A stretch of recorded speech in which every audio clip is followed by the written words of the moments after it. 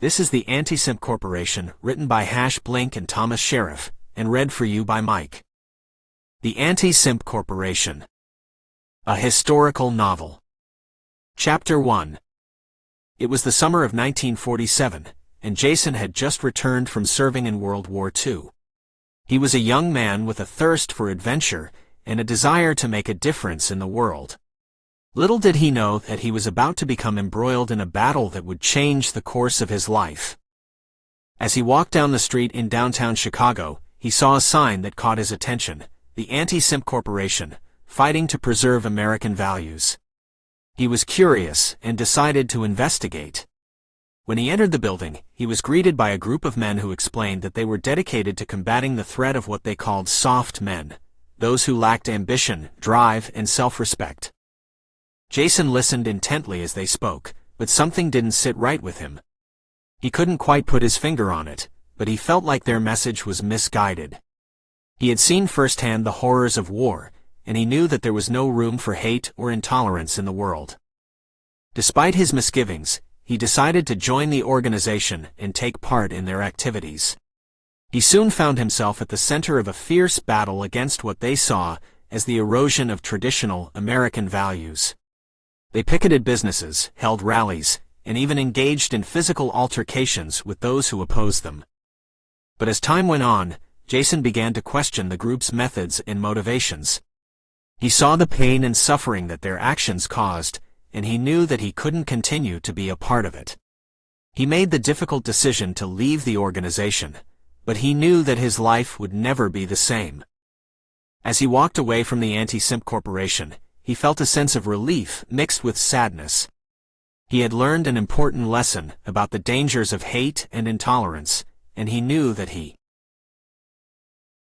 would continue to fight for what he believed in, regardless of the cost. Chapter 2.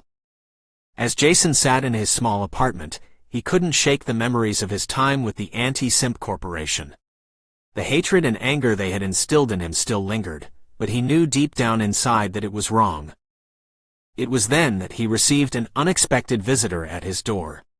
It was FFF, the leader of the Anti SIMP Corporation.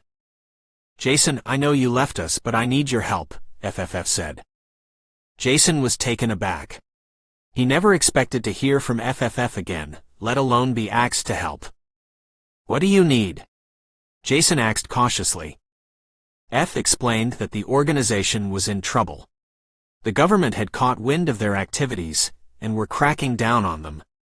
Several members had been arrested, and they needed help getting them out. As much as Jason despised the Anti SIMP Corporation, he couldn't turn his back on those who were in trouble. He agreed to help. Together he and FFF worked tirelessly to free their comrades from prison. It wasn't easy, but they managed to succeed. Afterwards, FFF thanked Jason for his help and offered him a position as a leader within the organization.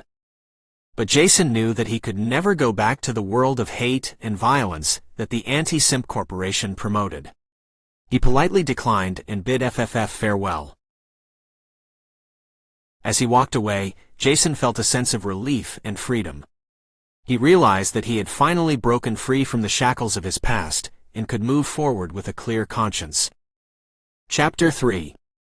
After parting ways with the Anti SIMP Corporation, Jason felt like a weight had been lifted off his shoulders. He went back to his small apartment and spent the next few days reflecting on his life and the choices he had made. Despite his initial intentions of joining the organization, he had realized that their ideology was flawed and their actions caused more harm than good. As he was contemplating his next move, there was a knock on his door. Jason cautiously opened the door to find FFF standing outside, looking anxious. "We need to talk," FFF said, making his way into the apartment before Jason could respond. "What's going on?" Jason asked, his heart racing. "The government is cracking down on us harder than ever before," FFF said, pacing back and forth. "They've arrested more of our members, and we're running out of options." Jason knew he should feel indifferent towards the situation, but he couldn't help but empathize with FFF and the other members of the Anti SIMP Corporation. They were misguided, but they were still human beings facing the consequences of their actions. What do you need me to do? Jason acts resigned to his fate. We need you to help us find new recruits and spread our message, FFF said, looking at Jason expectantly. Jason shook his head. I can't do that. I can't go back to that life. It's not who I am. But you've got the connections, FFF said, his voice pleading. You know people who would be willing to fight for our cause. Please, Jason. We need your help. Jason closed his eyes, taking a deep breath. For a moment, he was tempted to say yes. But he knew that he couldn't go back to the Anti SIMP Corporation. He had to move forward with his life and find meaning outside of their toxic ideology. I'm sorry, FFF. I can't help you, Jason said, opening his eyes and looking at FFF with determination. I can't be a part of something that causes so much pain and harm. I hope you can find a way out of this, but it won't be with my help. With that, Jason showed FFF out of his apartment and closed the door behind him. He knew that it wouldn't be the last he'd hear of the Anti SIMP Corporation, but he was ready to face whatever came his way. Chapter 4. Jason sat in his small apartment, sipping a cup of coffee and reading the morning paper. He had been living a simple life since leaving the Anti SIMP Corporation, and had found peace in the routine of his daily life. But as he read the paper, he couldn't shake the feeling of unease that came with the knowledge that the organization was still out there, spreading their message of hate and causing harm to innocent people. He thought back to his time with the Anti SIMP Corporation, to the rallies and protests that seemed so important at the time. He remembered the anger and the hatred that fueled them, and he felt a pang of regret at how blindly he had followed their cause. He knew now that their message was misguided and their methods were wrong. As he set the paper down, there was a knock at the door. He hesitated for a moment, wondering who could be calling on him, but then he remembered the member of the Anti SIMP Corporation who had come to him for help.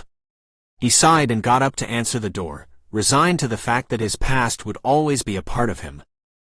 When he opened the door, he was surprised to find an older man standing there. The man's face was weathered and lined with age, and his eyes were tired, but there was a strength in his gaze that caught Jason's attention. Jason, the man said, I'm glad I found you. What do you want? Jason asked, his voice cold. The man hesitated for a moment before speaking. I need your help, he said finally. The Anti SIMP Corporation has gone too far. They're planning something big, something that could hurt a lot of people. I need someone on the inside to help me stop them. Jason felt a surge of anger rise within him. He knew that the Anti SIMP Corporation was capable of terrible things, but he had hoped that they would eventually fade away, that their message would lose its appeal and they would be forgotten. I'm not involved with them anymore, he said, his voice firm. I don't want anything to do with them.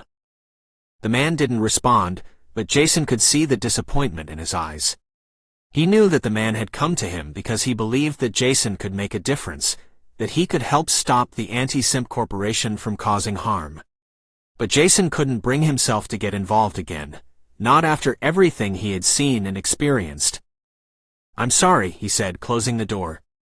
I can't help you. As he walked back to his living room, he felt a sense of relief wash over him.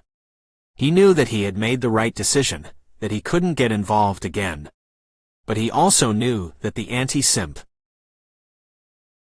Corporation was out there, and that they were capable of terrible things.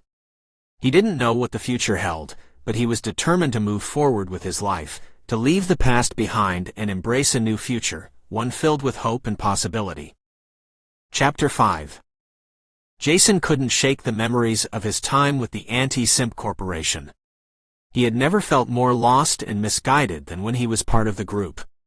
And now, as he read about their latest exploits in the newspaper, he couldn't help but wonder if he could have done more to stop them. It was then that he received a phone call from an old friend, Jack. Jack had been a member of the Anti SIMP Corporation with Jason, and they had been close during their time together.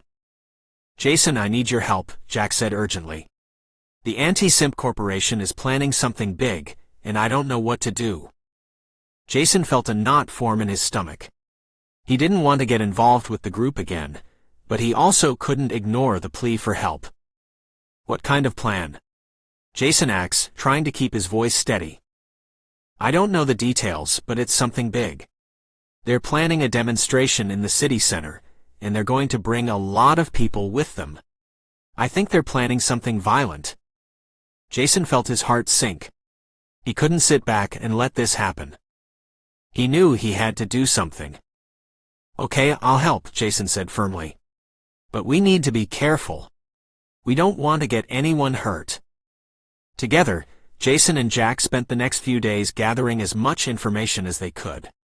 They spoke to former members of the Anti SIMP Corporation and tried to get a sense of what the group was planning. Finally, the day of the demonstration arrived.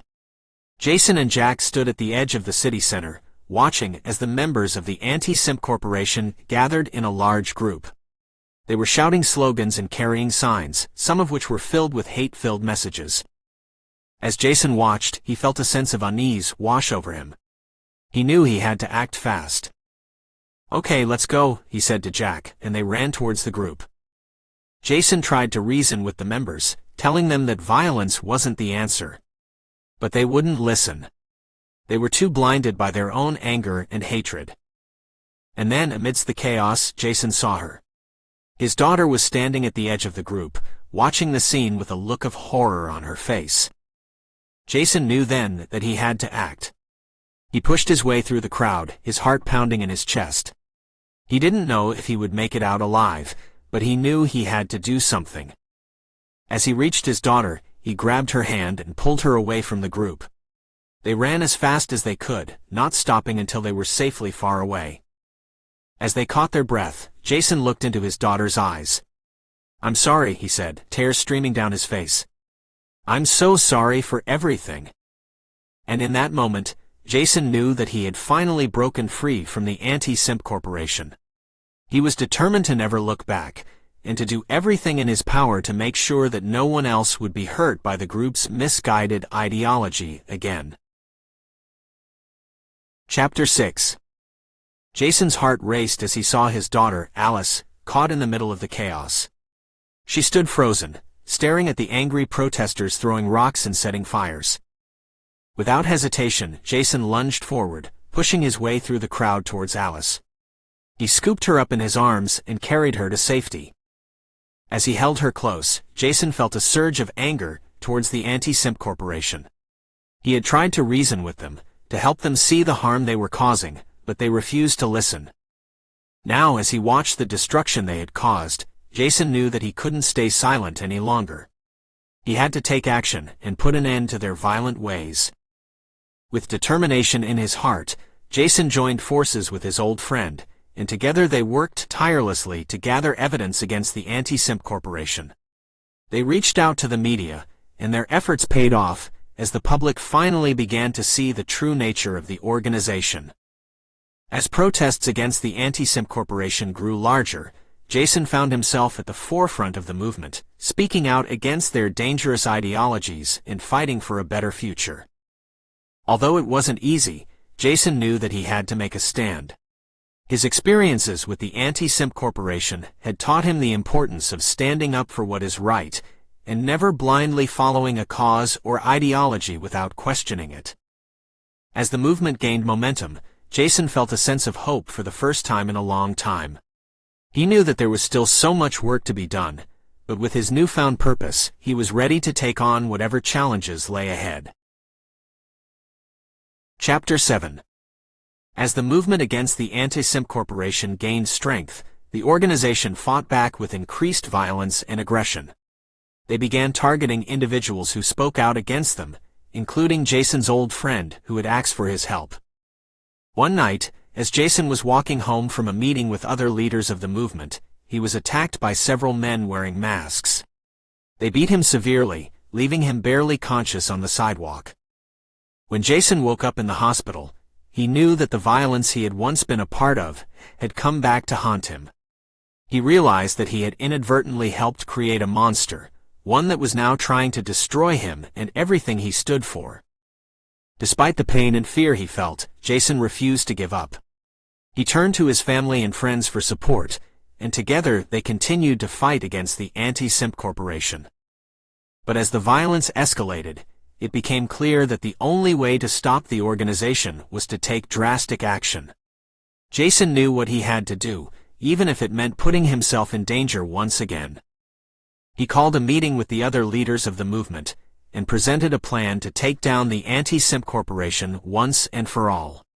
It was a risky plan, one that would require them to infiltrate the organization and gather evidence of their illegal activities. But Jason was willing to take the risk, knowing that the safety and well-being of countless others were at stake. He had come to realize that sometimes standing up for what is right requires sacrifice and bravery. As he left the meeting and made his way home, Jason felt a sense of determination and purpose that he hadn't felt in a long time. He knew that the road ahead would be difficult, but he was ready to face whatever challenges lay ahead, and to prove that justice would always prevail. Chapter 8. Jason waited anxiously in the coffee shop, hoping his plan to take down the Anti SIMP Corporation would work. Suddenly he heard a loud commotion outside and saw a group of protesters marching by with ridiculous signs that read, "Down with bad coffee," and "Death to burnt espresso." Jason couldn't help but chuckle at the absurdity of it all. He leaned over to his friend and whispered, "Looks like we're not the only ones taking on a monster today." His friend grinned and shook his head. "I think these protesters have a bigger challenge ahead of them." They laughed together, feeling a moment of light-heartedness amidst the chaos. As the protesters passed by, they continued shouting their silly slogans, and Jason couldn't help but feel a sense of camaraderie with them, realizing that even in the face of serious issues, a little humor can go a long way. Chapter 9. As Jason and his friend walked out of the coffee shop, they could see the protesters still marching outside. Some of them were holding banners and chanting slogans against the Anti SIMP Corporation, while others were simply laughing and enjoying the spectacle. Jason couldn't help but feel a sense of pride as he looked at them. At least these people were standing up for what they believed in. "So what's the plan?" his friend asked him as they walked towards their car. "I've been thinking about it," Jason said, "and I think we need to find a way to get to the top. We need to take down the leader of the Anti SIMP Corporation." "But how are we going to do that?" his friend asked. "We'll need to get some inside information," Jason said. "We'll need to infiltrate the group." His friend looked skeptical. "That's a dangerous game to play, Jason. You know what these people are capable of." "I know," Jason agreed. "But we have to do something. We can't just sit back and watch them hurt more people." His friend sighed. "All right, I'm with you. But let's be careful." Over the next few weeks, Jason and his friend worked on their plan, gathering information and scouting out the Anti SIMP Corporation's headquarters. They started to attend some of the group's meetings, posing as new members who wanted to join. It wasn't easy, but they managed to gain the trust of some of the lower-level members. One night, as they were leaving a meeting, they were cornered by a group of masked men. Jason recognized some of them as the same men who had attacked him before. "What do you want?" he demanded, trying to keep his voice steady. "Get out of here," one of the men growled. "You're not welcome in our group." But Jason stood his ground. "We're not leaving until we get some answers," he said. The men started to close in on them, but suddenly there was a loud explosion. Smoke filled the air, and everyone started running in different directions. Jason grabbed his friend and they ran towards their car, relieved to have escaped. As they drove away, Jason felt a surge of anger and determination.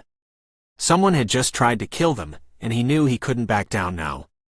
He was more determined than ever to take down the Anti SIMP Corporation, no matter what it took. Chapter 10. Despite the close call, Jason and his friend continue to gather intel on the Anti SIMP Corporation. They attend meetings in secret and keep track of their activities, waiting for the right moment to strike. As they dig deeper, they discover that the corporation's leader, known only as the boss, has plans to expand their operations internationally. Jason and his friend know they must act quickly, and decide to confront the boss directly. They plan to pose as potential investors interested in joining forces with the corporation and request a meeting with the boss. The meeting is set, and Jason and his friend arrive at the corporation's headquarters, their hearts pounding with excitement and nervousness. They are led to a lavish conference room, where they come face to face with the boss. The boss is a menacing figure, his face obscured by the shadows. He greets them with a cold smile, and begins to explain his plans for world domination. As he speaks, Jason and his friend record every word, documenting the corporation's plans and gathering evidence of their wrongdoing. But as the conversation continues, the boss becomes suspicious of their true motives. He orders his masked henchmen to seize them, but Jason and his friend are prepared. They fight back with all their might, using their military training to take down the attackers. In the chaos, the boss escapes, but Jason and his friend manage to escape with their lives and the evidence they need to take down the Anti SIMP Corporation once and for all. With the evidence in hand, Jason and his friend go to the authorities and present their case. The Anti SIMP Corporation is raided and its members are arrested, finally bringing an end to their reign of terror. Jason looks back at his journey with a sense of pride and relief. He had fought for justice and stood up for what he believed in. As he walks into the sunset, a new sense of hope fills his heart, knowing that he had made a difference in the world. Chapter 11. With the Anti SIMP Corporation dismantled, Jason thought it would be a time to rest and take a break from chaos, but he quickly realized that there was still work to be done. The repercussions of the corporation's actions had spread far and wide, and there were innocent victims left in its wake. Jason and his friends started a hotline for victims of the Anti SIMP Corporation to call in for help. They offered counseling services, legal advice, and financial aid, helping those who had lost everything because of the corporation's actions. Jason was surprised at the number of calls they received and the breadth of the damage caused by the corporation. One day, as he was answering the hotline, Jason received a call from someone claiming to be a former member of the Anti SIMP Corporation. The man wanted to meet with Jason, to confess his sins and to ask for forgiveness. Jason was hesitant at first. He had been hurt by the corporation, and it was hard to trust someone who had once been a part of it. But curiosity got the better of him, and Jason agreed to meet the man in a neutral location. The man arrived wearing a suit, his face lined with worry. He looked nothing like the masked men who had attacked Jason in the past. "I want to make amends," the man said, his voice low. Jason regarded him with suspicion. "Why now? Why did you wait until now to do the right thing?" The man sighed deeply. "I can't change what I've done, but I can change what I do from now on. I want to help people, to make a difference in their lives." Jason studied the man's face, searching for any signs of deception or insincerity. When he found none, he decided to take a chance. "Okay," he said, nodding slowly. "Let's see what we can do together." Chapter 12. Jason sat at his desk, reviewing the latest report from the hotline. He couldn't believe the number of calls they were receiving from people who had been affected by the Anti SIMP Corporation. It was both heartbreaking and inspiring to see the resilience of these individuals who were standing up against oppression. As he was about to leave for the day, his phone rang. It was his daughter, Emily. She sounded panicked and scared. "Dad, they're back. The Anti SIMP Corporation. They're protesting outside my school, and I don't know what to do." Jason's heart sank. He thought they had put an end to the group, but it seemed they were still finding ways to spread their toxic message. He immediately grabbed his coat and rushed out the door, his mind racing with thoughts and plans of how to protect his daughter and her school. When he arrived at the school, he saw a group of menacing figures standing outside. They were shouting slogans and holding signs with hateful messages. Jason felt a surge of anger and frustration, but he knew he had to remain calm and collected. He approached the group and tried to reason with their leader, but he was met with hostility and aggression. Jason could feel the tension rising, and he knew he needed to act fast before things turned violent. He called upon his friend, who arrived with a group of supporters. Together, they formed a human barricade, shielding the students and faculty from the hateful protesters. They chanted and sang, spreading a message of love and unity that drowned out the group's hateful messages. As the night wore on, the group eventually disbanded, but not before Jason and his friend made it clear that they would not tolerate any more of their hate-filled antics. As he walked away from the school, Jason felt a renewed sense of purpose. He knew that their work was not yet done, but he took comfort in knowing that he was not alone in the fight against hate and intolerance. He vowed to continue their work until the world was a safer and more welcoming place for all. Chapter 13. As Jason sat at his desk reading through the Anti SIMP Corporation report, his heart sank. The group had inflicted so much pain and suffering on innocent people, it was hard to comprehend. But as he reviewed each page, he felt a sense of satisfaction knowing they had brought them down. His phone rang, and he answered to the sound of his daughter's anxious voice. "Dad, the Anti SIMP Corporation is protesting outside my school again." Jason's heart raced as he listened to the fear in her voice. "I'll be there soon, honey. You stay safe." He hung up the phone and rushed out the door, meeting up with his friend on the way. Together, they arrived outside the school and were met with a sea of angry protesters, screaming and holding signs with hateful messages. But Jason and his friend were not deterred. They formed a human barricade, standing firm against the Anti SIMP Corporation's message of hate. And soon, others joined in, forming a circle around the protesters and spreading a message of love and unity. As the Anti SIMP Corporation members screamed and shoved, Jason felt a sense of pride wash over him. He had once been a part of that group, but now he was standing up for what was right. Eventually, the police arrived and dispersed the protesters. As they left, Jason saw the look of defeat on some of their faces, and he knew that they had made a difference. The next day, Jason received a call from a former member of the Anti SIMP Corporation. The man apologized for his past actions and expressed his desire to help others. Jason knew that this was the beginning of something even greater. Together with his daughter, his friend, and the reformed member of the Anti SIMP Corporation, they formed a new organization aimed at helping those who had been hurt by hate groups like the one they had fought against. And as Jason looked back on everything they had accomplished, he knew that it was all worth it. The pain, the struggle, and the sacrifices had all led them to this moment. A moment of hope, unity, and love. Chapter 14. Jason sat in his small office, surrounded by stacks of papers and files. Despite the Anti SIMP Corporation being dismantled, there were still victims out there who needed help. He and his organization had received countless calls from people who had been hurt by the group's hateful message. It was overwhelming, but Jason knew he couldn't turn his back on these people. He picked up the phone, ready to make another call to a victim. But before he could dial the number, his daughter burst into his office, a smile on her face. "Dad, you won't believe it," she said, practically bouncing with excitement. "We got a message from someone in Japan. They want to start a chapter of our organization there." Jason's heart swelled with pride. The movement was growing, spreading across the world. They had shown that love and unity could triumph over hate and violence. "That's amazing," he said, beaming at his daughter. "We'll have to set up a meeting with them, figure out how we can help." As they worked to expand their organization, Jason felt a sense of hope he hadn't felt in years. The world was a scary place, but he had found a way to make a difference, to fight back against the darkness. And he wasn't alone. With his daughter, his friend, and the reformed member of the Anti SIMP Corporation by his side, he knew they could accomplish anything. As he looked out the window at the bustling city below, he knew that there was still work to be done. But he was ready for whatever challenges lay ahead.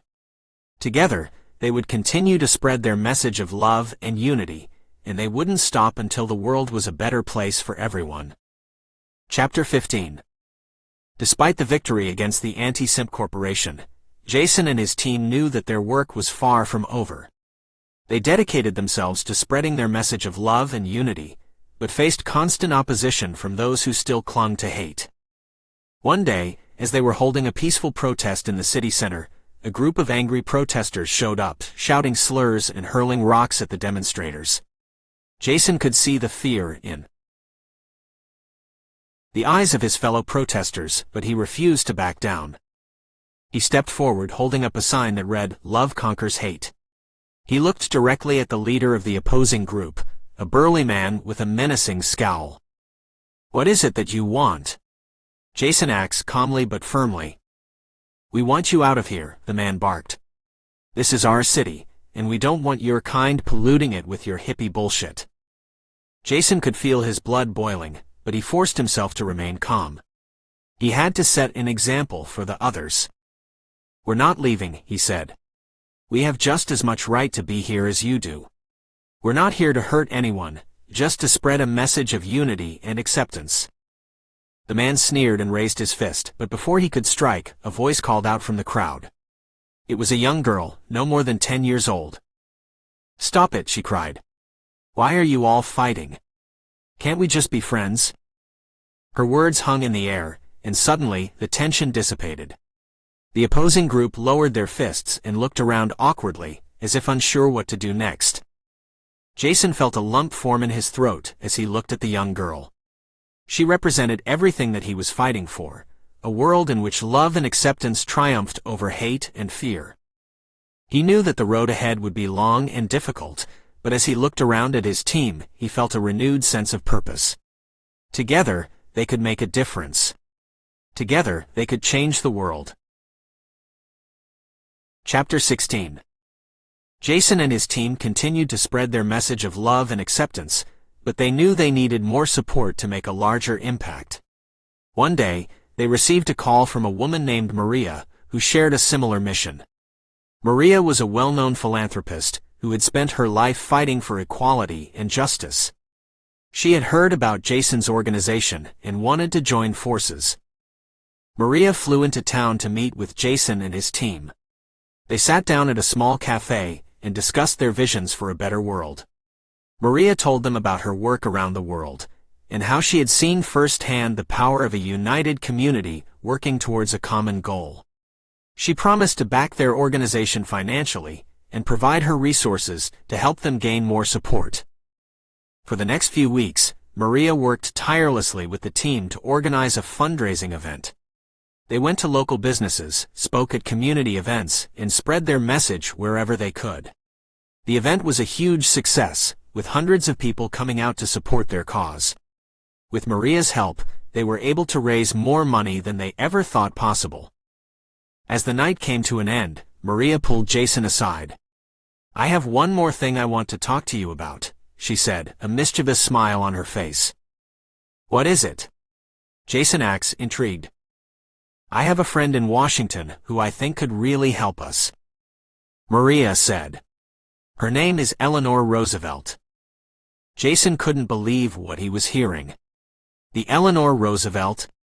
Are you serious?" he asked, his heart racing. Maria nodded, her eyes sparkling. "I'm serious. I think she would be a great ally for us. Let's set up a meeting." Jason and his team couldn't believe their luck. They had always admired Eleanor Roosevelt, and to have her support would be a dream come true. They worked with Maria to set up the meeting, and a few weeks later, they found themselves sitting across from the former First Lady. Eleanor Roosevelt listened intently as they spoke about their mission and their vision. When they finished, she smiled warmly at them. "I have seen the power of a united community," she said. "And I know that you have what it takes to make a real difference." With Eleanor Roosevelt's endorsement, Jason and his team knew they were on their way to making a real impact. They left the meeting feeling inspired and motivated to continue their work. They knew they had a long way to go, but with Maria and Eleanor Roosevelt by their side, they felt like they could accomplish anything. Chapter 17. Jason and his team were elated after meeting and receiving the endorsement of Eleanor Roosevelt. They felt like they were making a real difference in the world, and their message of love and acceptance was spreading far and wide. They received messages of support from all over the world, and their organization was growing rapidly. But then something shocking occurred that threatened to derail everything they had worked so hard to build. They received a message from a former member of the Anti SIMP Corporation, someone they had tried to reach out to, but who had been unresponsive for months. The message was brief and to the point. It simply read, "They're back." Jason's heart sank as he read the message. It had been almost a year since the Anti SIMP Corporation had been brought down, and he had hoped that they would never rear their ugly heads again. But it seemed that they had not given up. They were back, and they were stronger than ever. Jason knew that he and his team needed to act fast. They couldn't let the Anti SIMP Corporation gain a foothold again, not after all they had accomplished. He gathered his team together, and they began to strategize. They knew that they couldn't defeat the Anti SIMP Corporation on their own. They needed allies, both in the government and in the community. It was a daunting task, but Jason knew that they couldn't back down. Lives were at stake, and they had a responsibility to protect those who were vulnerable to the hateful rhetoric of the Anti SIMP Corporation. As they worked, Jason couldn't help but think back to his time with the organization. He was ashamed of the things he had done, but he knew that he couldn't change the past. All he could do was work towards a better future. And with the help of his team, his allies, and the support of so many around the world, he was determined to do just that. Chapter 18. Jason knew that the Anti SIMP Corporation was a formidable opponent. They had a massive following, and some of their members were violent and unpredictable. He knew that they had to be careful, but at the same time, he knew that they couldn't back down. They had to fight for what was right. Jason and his team spent several weeks organizing a counter-protest. They knew that they had to be strategic, so they made sure that they had a good mix of people from different backgrounds and ages. They also made sure that everyone was well-informed and knew what to expect. On the day of the protest, they arrived early. The Anti SIMP Corporation had already set up their barricades, but Jason and his team were undeterred. They set up their own barricades a few yards away from the other side, and waited for the protesters to arrive. As the day wore on, tensions began to rise. The Anti SIMP Corporation members were shouting insults and taunting Jason's group. But Jason and his team remained calm and steadfast. They knew that their message was stronger, and they were willing to stand up for what was right. Then, suddenly, a group of Anti SIMP Corporation members broke through the barricades and began to attack Jason's team. It was chaos, with people running in different directions, trying to avoid the violence. But then something incredible happened. A few of the Anti SIMP Corporation members stopped their attack and began to help Jason's team. They had seen the senselessness of the violence and realized that they were on the wrong side. Jason was amazed at the turn of events. He had always believed that people could change, and now he had proof. He gathered his team together and made sure that everyone was safe. Then he walked over to the former Anti SIMP Corporation members and thanked them. "Thank you for seeing the light," he said. "We need more people like you in this world." The former members smiled and nodded. They knew that they had done the right thing. As the day drew to a close, Jason and his team were exhausted but exhilarated.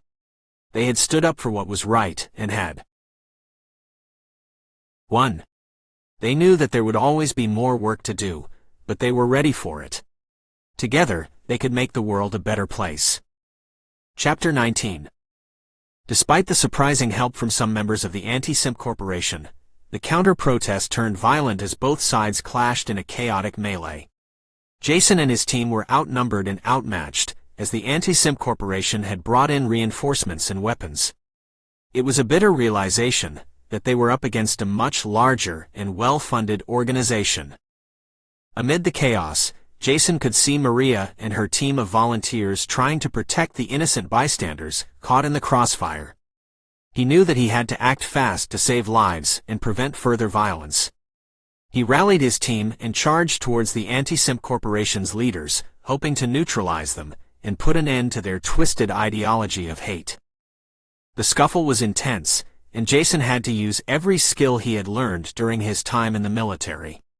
He was amazed to see that some of the Anti SIMP Corporation members were also ex-soldiers, and they fought like seasoned warriors. In the end, it was their shared bond as veterans that helped to defuse the situation.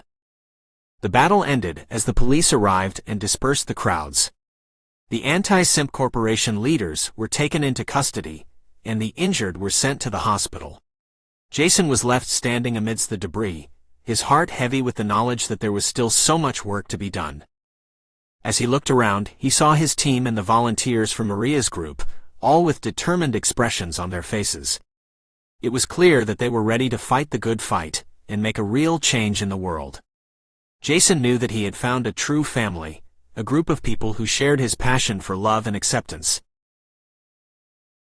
With a sense of renewed purpose, Jason took one last look at the scene around him, knowing that this was just the beginning.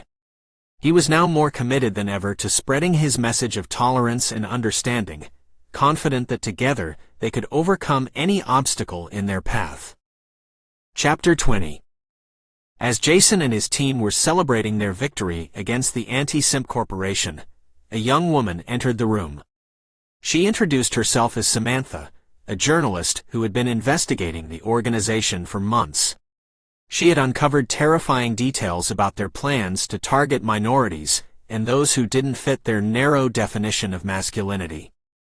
Samantha shared her findings with Jason and his team, who were horrified by the extent of the Anti SIMP Corporation's agenda. They knew they had to act quickly to prevent any further harm from being done. With Samantha's help, they launched a media campaign to raise awareness of the Anti SIMP Corporation's true motives. They appeared on news programs, wrote op-eds, and used social media to reach as many people as possible. Their efforts paid off, as more and more people became aware of the danger the Anti SIMP Corporation represented. Members of the organization began to defect, realizing the error of their ways. Despite the progress they had made, the fight against the Anti SIMP Corporation was far from over. Jason and his team knew they had to remain vigilant to ensure that their message of tolerance and acceptance continued to spread. As Samantha joined their cause, Jason felt a renewed sense of purpose. Together, they were determined to build a better world for everyone, free from hate and bigotry. Chapter 21. Despite their efforts, the Anti SIMP Corporation continued to spread their message of hate and intolerance. Jason and his team received numerous threats and were forced to increase their security measures. They knew that they were risking their lives every day, but they refused to back down. Samantha had warned them that the Anti SIMP Corporation had been gathering weapons and planning a full-scale attack, but they never expected it to happen so soon. One evening, as Jason was walking home, he heard gunshots in the distance. His heart racing, he ran towards the source of the noise. As he approached, he saw that the Anti SIMP Corporation had launched an attack on one of their safe houses. Jason's team had been caught off guard and were outnumbered. The smell of burning wood filled the air as the building was set alight, trapping some of the members inside. Jason didn't hesitate. He charged towards the building and broke down the door, freeing his team members before they were consumed by the flames. The Anti SIMP Corporation members were armed with guns and knives and seemed to have lost all sense of humanity. Jason and his team fought back, but they were outmatched. Jason watched in horror as one of his closest friends was stabbed to death right in front of him. As the smoke cleared, Jason looked around at the devastation. His team had suffered heavy casualties, and the building was a burnt-out shell. Despite the loss of life, Jason was more determined than ever to put an end to the Anti SIMP Corporation. He knew that they had to hit them where it hurt the most, their financial resources. Jason and his team worked tirelessly to gather evidence against the Anti SIMP Corporation, and with Samantha's help, they were able to expose their corrupt business practices. The corporation lost support from their investors and the public, and they were forced to shut down their operations. But Jason knew that the fight wasn't over. He knew that there would always be people who harbored hate and intolerance in their hearts. He also knew that he would never be able to bring back the lives that had been lost. However, he hoped that his work would inspire others to stand up against prejudice and bigotry in all its forms. Chapter 22. As the Anti SIMP Corporation's operations crumbled, Jason and his team began to feel a sense of relief and hope. For the first time in a while, they could see a future that wasn't consumed by hatred and violence. As they celebrated their victory and planned for the future, Samantha brought news that made them jump for joy. Guys, you won't believe it, Samantha said. The Anti SIMP Corporation's leaders have agreed to publicly apologize for their hateful actions and pledge to promote unity and acceptance going forward. Jason and his team were overjoyed. It was the news they had been waiting for. They immediately began planning a celebration, knowing that their hard work had finally paid off. They sent invitations to their colleagues and friends, and everyone came, from fellow activists to allies in the media. Even some former Anti SIMP Corporation members showed up, ready to join the fight for a better world. The celebration was a moment of true unity, with people from all walks of life coming together to celebrate a positive future. There was dancing and laughter, and even some tears of joy. Samantha gave a powerful speech, detailing the work Jason and his team had done to expose the Anti SIMP Corporation and bring about positive change. We may have won this battle, Samantha said, but the fight against hate and bigotry is far from over. We must continue to stand together and fight for a world where everyone is valued and accepted. Jason and his team agreed, knowing that their work was not yet done. But for tonight, they would celebrate their victory and bask in the warmth of a better future. The world was changing, and they were proud to be a part of that change. Chapter 23. As the celebration drew to a close, Jason couldn't shake off the feeling that something was still amiss. He had wasted much of his life fighting hate and bigotry, and he was worried that it would continue to spread. After talking to Samantha, he realized that they needed to start working on a long-term solution to prevent another Anti SIMP Corporation from emerging. The next day, Jason and Samantha sat down with some of the former Anti SIMP Corporation members who had left the organization after realizing its flaws. They discussed the need for education initiatives, community outreach programs, and advocacy efforts to promote tolerance and acceptance. As they brainstormed ideas, a few former members shared their experiences with the Anti SIMP Corporation. They spoke about how the organization exploited their fears and insecurities, leading them down a path of hate and violence. However, they also talked about how they found their way back to the right path, and how they were hopeful for a better future. After the meeting, Jason and Samantha started putting together a blueprint for their new initiative. They reached out to various organizations, activists, and members of the community to gain support for their cause. They organized workshops, town hall meetings, and awareness campaigns to spread their message of unity and respect. As the initiative gained momentum, Jason and Samantha knew that they had found their true calling. They had finally found a way to make a positive impact on society and prevent another Anti SIMP Corporation from emerging. With the support of many like-minded individuals, they were determined to create a world where hate and bigotry had no place. Chapter 24. As Jason and Samantha were preparing for their next town hall meeting, something odd caught their attention. A group of animals had gathered outside the building where the meeting was to take place. There were birds, rabbits, and even a few deer. They all seemed to be staring at the building with intensity. Jason and Samantha were perplexed by this strange occurrence, but decided to continue with the meeting as planned. As the meeting began, they noticed that the animals had not moved from their spot outside the building. It was almost as if they were listening in on the conversation. Suddenly, one of the rabbits darted inside the building and jumped onto the stage where Jason and Samantha were seated. The audience gasped in surprise, but the rabbit didn't seem to be afraid. It sat calmly in front of the duo and began to speak. "I know this may sound crazy, but I have a message to deliver," the rabbit said in a clear and articulate voice. "The animals outside have been sent to deliver a message of peace. We have been watching you humans and your actions for far too long. We have seen the hatred that is spread through your words and your actions. We have come to tell you that there is a better way. A way of peace and understanding. We hope that you will listen to our message and join us in creating a world of harmony and love." The audience sat in stunned silence as the rabbit finished its speech and then hopped back out of the building. Jason and Samantha were left with many questions, but one thing was clear. They had just been given a powerful message of hope from an unlikely source. As they left the building, they noticed that the animals had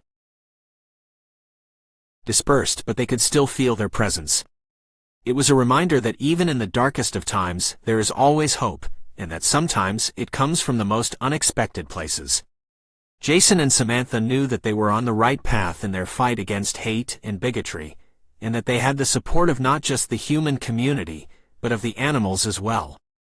They continued their work with renewed vigor, spreading their message of peace and understanding to all who would listen.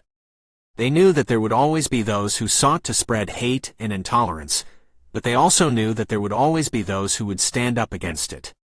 And with the support of the animal kingdom, they knew that they could make a real difference in the world. Chapter 25. As Jason and Samantha continued their work to spread their message of unity and respect, they faced many challenges. The former members of the Anti SIMP Corporation were not eager to join their cause, and many still clung to their hateful beliefs. But Jason and Samantha were determined to reach out to them and show them that love and compassion were stronger than hate and anger. One day, they received a call from a former member who was struggling with his past and wanted to make amends. Jason and Samantha met with him and listened to his story. He had joined the Anti SIMP Corporation out of desperation and fear, and had been brainwashed into believing their message. But after witnessing the pain and suffering they caused, he realized the error of his ways and wanted to help make things right. Jason and Samantha were moved by his sincerity and agreed to work with him. They organized a series of workshops to help former members of the Anti SIMP Corporation heal and find their place in society. The workshops focused on empathy, forgiveness, and personal growth, and were a huge success.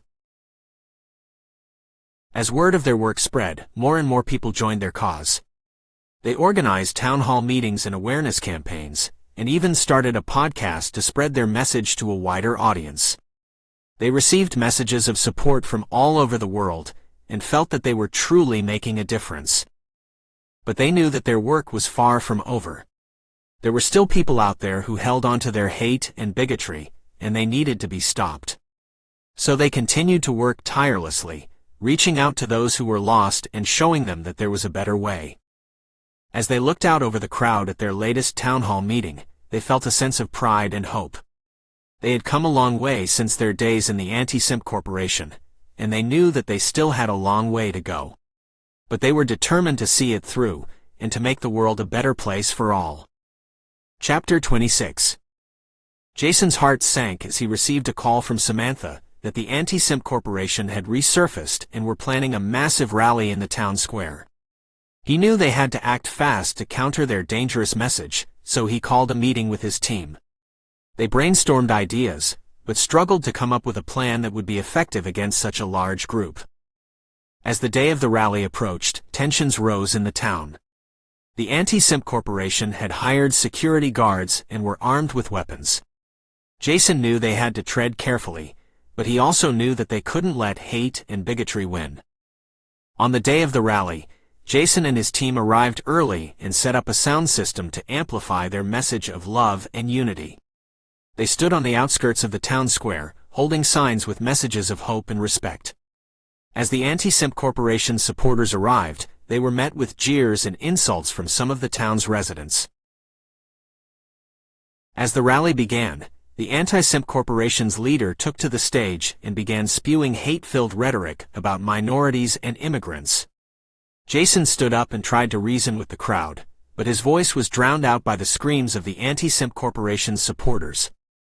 Suddenly, the security guards opened fire on the protesters, causing chaos and panic in the town square.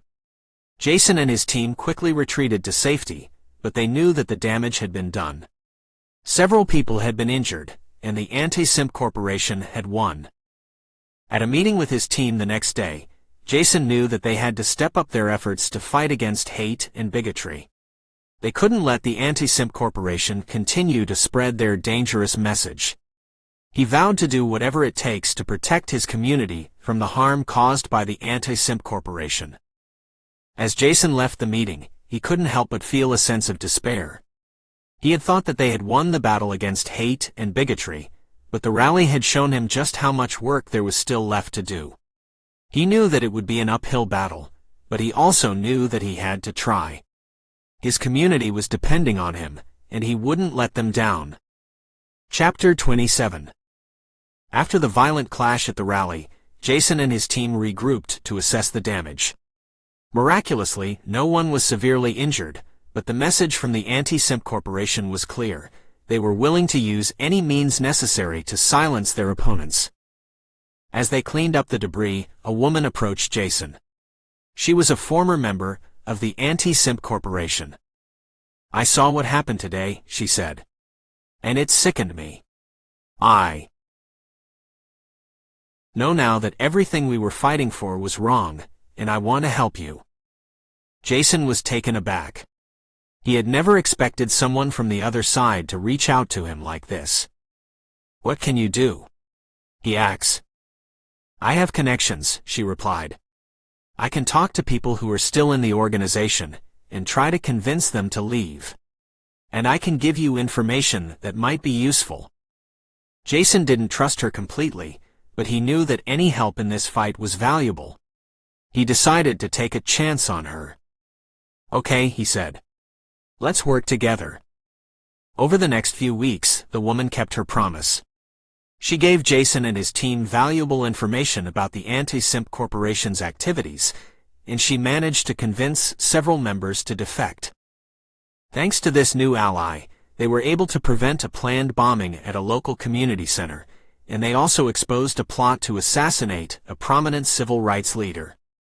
Jason knew that the Anti SIMP Corporation would never stop their campaign of hatred and violence, but with every victory, he felt more confident that they could eventually defeat them. As he looked at the woman who had joined his cause, he realized that even former enemies could become allies in the fight for justice and equality. The battle was far from over, but with every new ally, they were one step closer to victory. Chapter 28. As Jason walked through the busy streets of the city, he noticed a man sitting on the sidewalk holding a cardboard sign that read, "Hungry and Homeless." Jason's heart went out to the man, and he approached him. "Hey there, are you doing okay?" Jason asked. The man looked up at him with tired eyes and a toothless grin. "Could be better, but I'm still kicking." Jason reached into his pocket and pulled out a few dollars, handing them to the man. "Here, get yourself some food."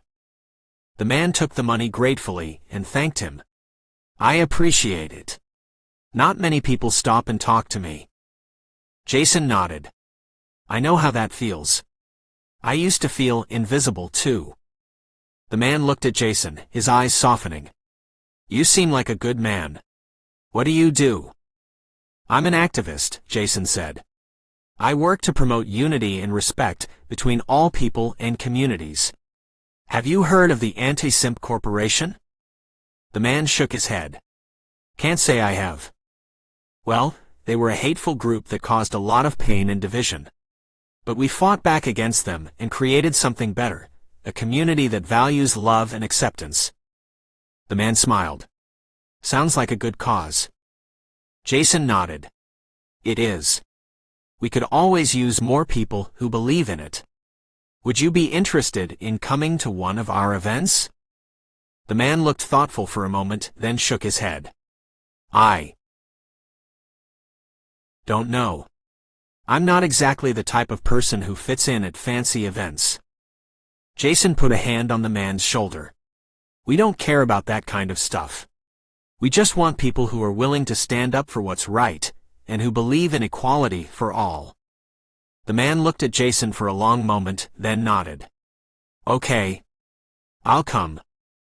Jason smiled. "Great.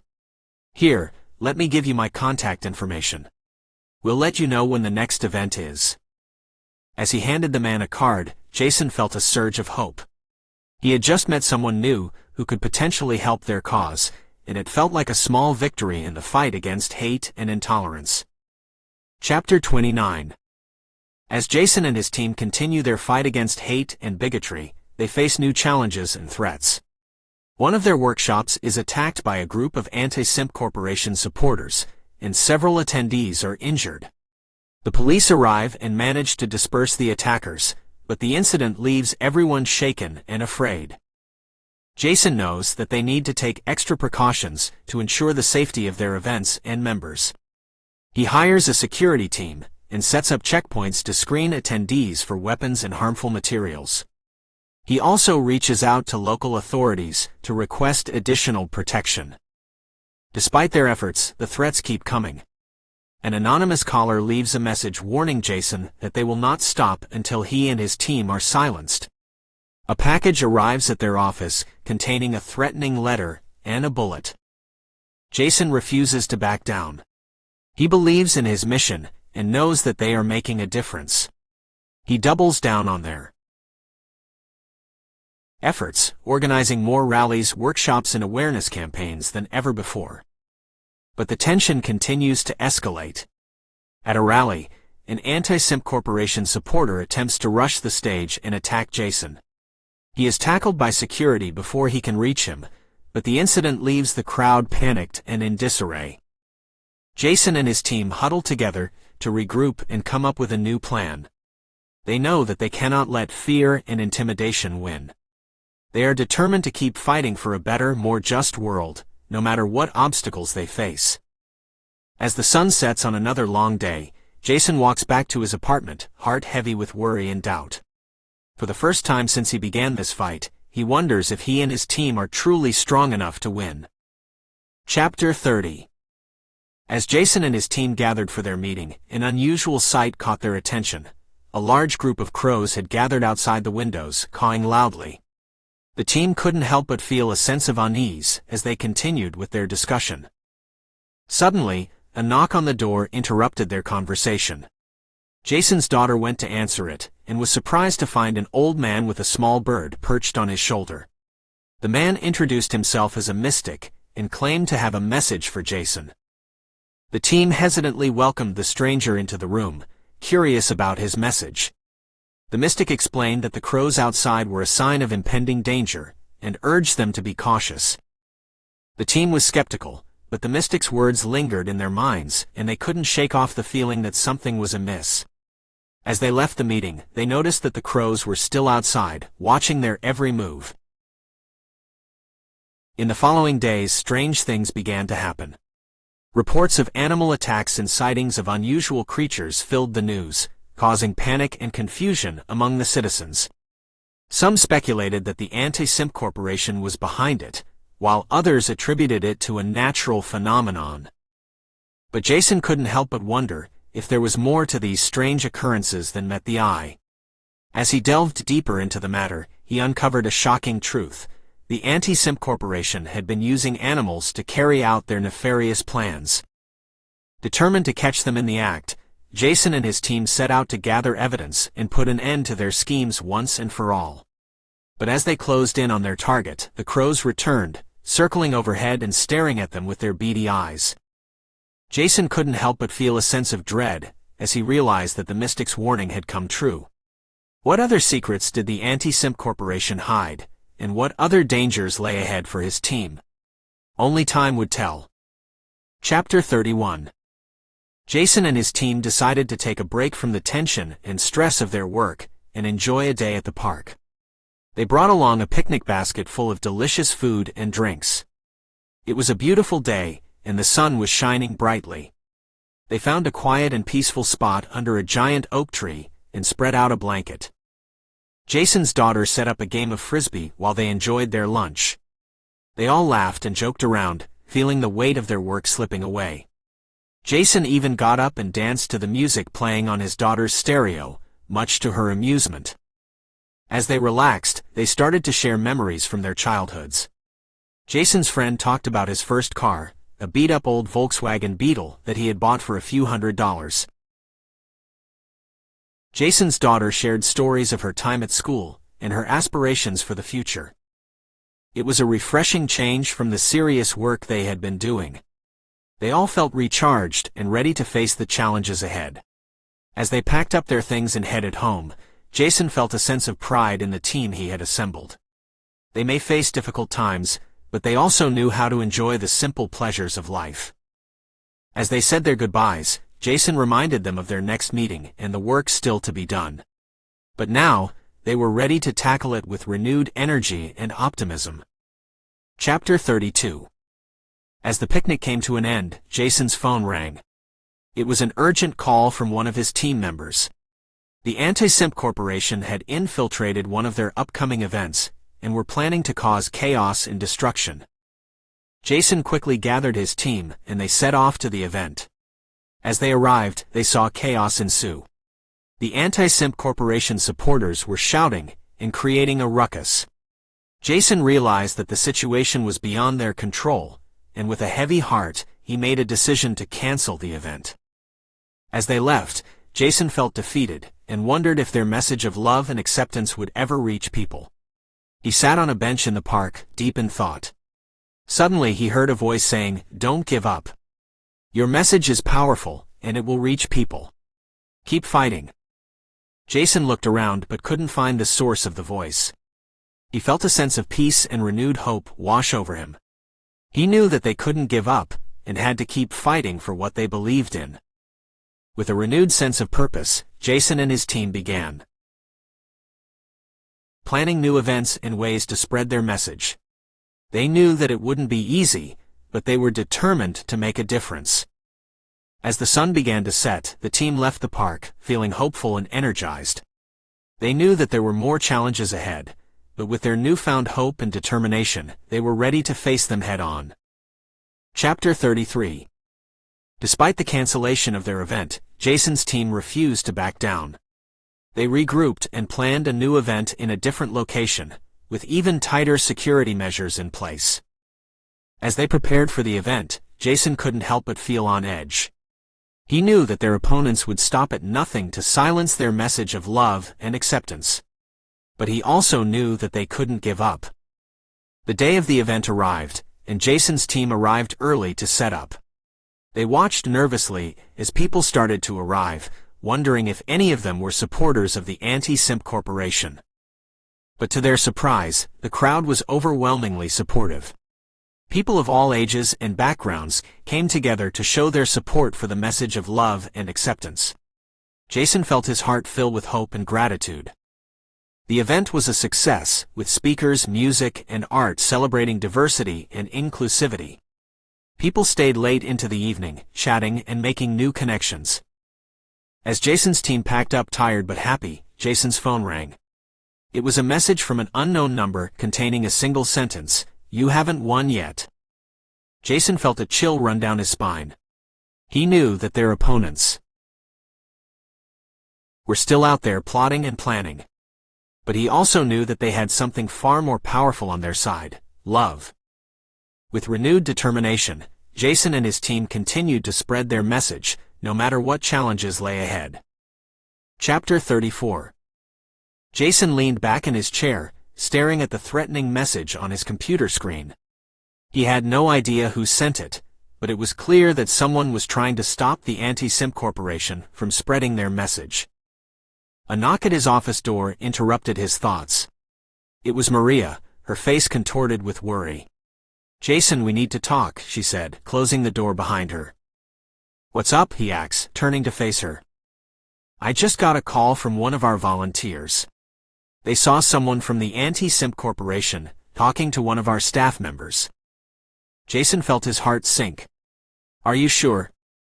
Maria nodded. "They were overheard discussing plans to sabotage our next event. I think we have a mole." Jason's mind raced. Who could it be?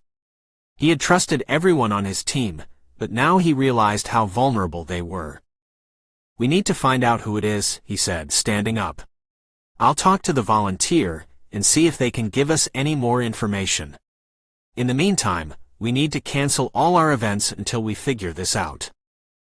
Maria nodded, her face pale. "I'll call Eleanor and let her know. She'll know what to do." Jason left the office and headed to the volunteer's house. They were able to give him a description of the staff member who was seen speaking with the Anti SIMP Corporation representative. Jason recognized the name immediately. It was one of his most trusted team members. He felt a wave of betrayal wash over him. How could he have been so blind?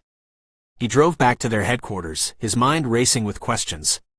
He needed to confront the traitor and find out why they had done this. As he walked into the office, he saw the staff members sitting at their desk, typing away on their computer. They looked up when they saw Jason, but their expression was unreadable. "Can we talk?" Jason asked, his voice tight. The staff member nodded, and followed him to the conference room. Once they were alone, Jason turned to them, his eyes burning with anger. "Why did you do it?" he asked. The staff member's eyes flickered with fear. "I didn't have a choice. They threatened me and my family." Jason felt a pang of sympathy, but it quickly dissipated. "You should have come to me.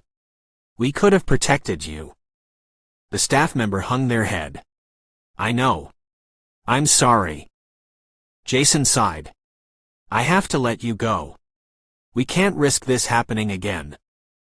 The staff member nodded, looking defeated. As they walked out of the conference room, Jason knew that their mission had just become even more difficult. They had lost one of their own, and he couldn't shake the feeling that there were more traitors among them. As he watched the staff member leave, he knew that they would have to be more careful than ever. The Anti SIMP Corporation was dangerous, and they would stop at nothing to silence their message. But Jason was determined to keep fighting. He would not let their betrayal bring him down. He had a mission to complete, and he would do whatever it takes to see it through. Chapter 35. The team decided to lay low, taking a break from their work to regroup and assess the situation. They didn't want to put anyone else in danger, and needed to come up with a new plan. Jason spent hours investigating the Anti SIMP Corporation, trying to find any weaknesses he could exploit. One night, while Jason was at his desk, he received a phone call from Maria. "Jason, I have something important to share with you," she said. "I just received a message from someone who claims to be a former member of the Anti SIMP Corporation. They want to meet with us." Jason was hesitant at first, but Maria convinced him it was worth a try. They set up a meeting in a secluded area outside of town. As they waited, Jason couldn't help but feel anxious. He didn't know what to expect, and couldn't shake the feeling that it could all be a trap. But soon enough, a figure emerged from the shadows. It was a tall man with a scruffy beard and tired eyes. He introduced himself as Jake and began to speak. "I used to be a member of the Anti SIMP Corporation, but I left when I realized how misguided they were. They're not interested in helping anyone, they just want power and control. I want to help you take them down." Jason was skeptical, but he could see the sincerity in Jake's eyes. They spoke for hours, strategizing and planning. Together, they came up with a plan to infiltrate the Anti SIMP Corporation and gather information from the inside. It was risky, but Jason knew it was their only chance. They began to prepare for their mission, gathering supplies and practicing their roles. The day of the operation arrived, and they put their plan into action. Jason couldn't believe it was working. They were gaining access to information that they never thought possible. But then, just as they were about to succeed, they were caught. Jason and his team were surrounded by members of the Anti SIMP Corporation, led by their leader, William. William sneered at them, calling them traitors and liars.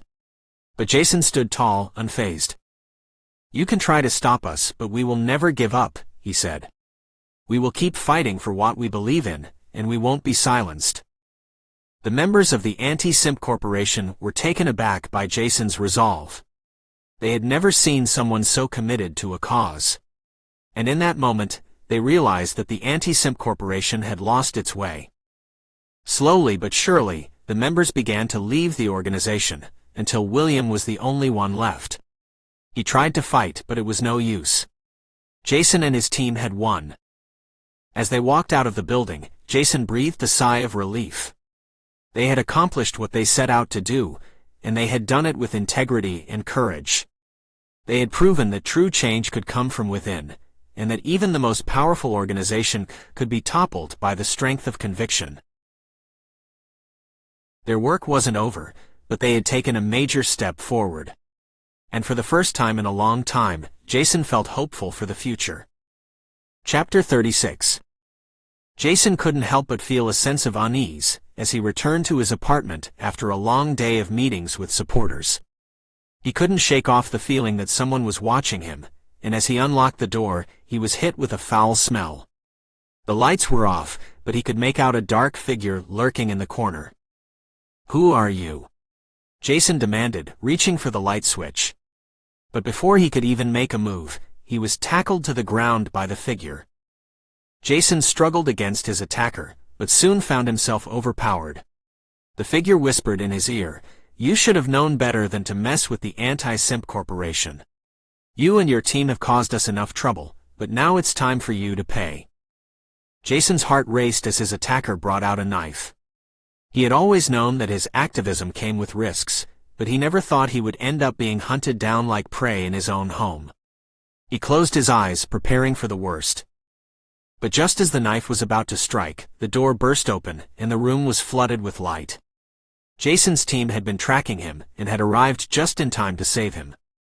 The attacker was arrested, but the incident left Jason shaken to his core. The Anti SIMP Corporation had just raised the stakes, and Jason knew that they could not let their guard down. They needed to keep fighting, no matter the cost. Chapter 37. Jason's heart was racing as he struggled to catch his breath. The anti-SIMP member who had attacked him lay unconscious on the floor thanks to the quick actions of his team. But Jason knew this wasn't the end. The Anti SIMP Corporation were getting more desperate and violent in their attempts to silence the opposition. Despite the danger, Jason knew he couldn't back down. He had seen the damage that the Anti SIMP Corporation could cause, and he was determined to put a stop to it. He also knew he wasn't alone. His team was strong and dedicated, and they had the support of people all over the world who believed in their cause. Jason spent the next few days recovering from the attack, but his mind was constantly on the mission. His team had managed to gather more information on the Anti SIMP Corporation, and they were planning their next move. It was risky, but they knew they had to strike before the Anti SIMP Corporation caused more damage. The plan was set in motion, and Jason and his team waited anxiously for the results.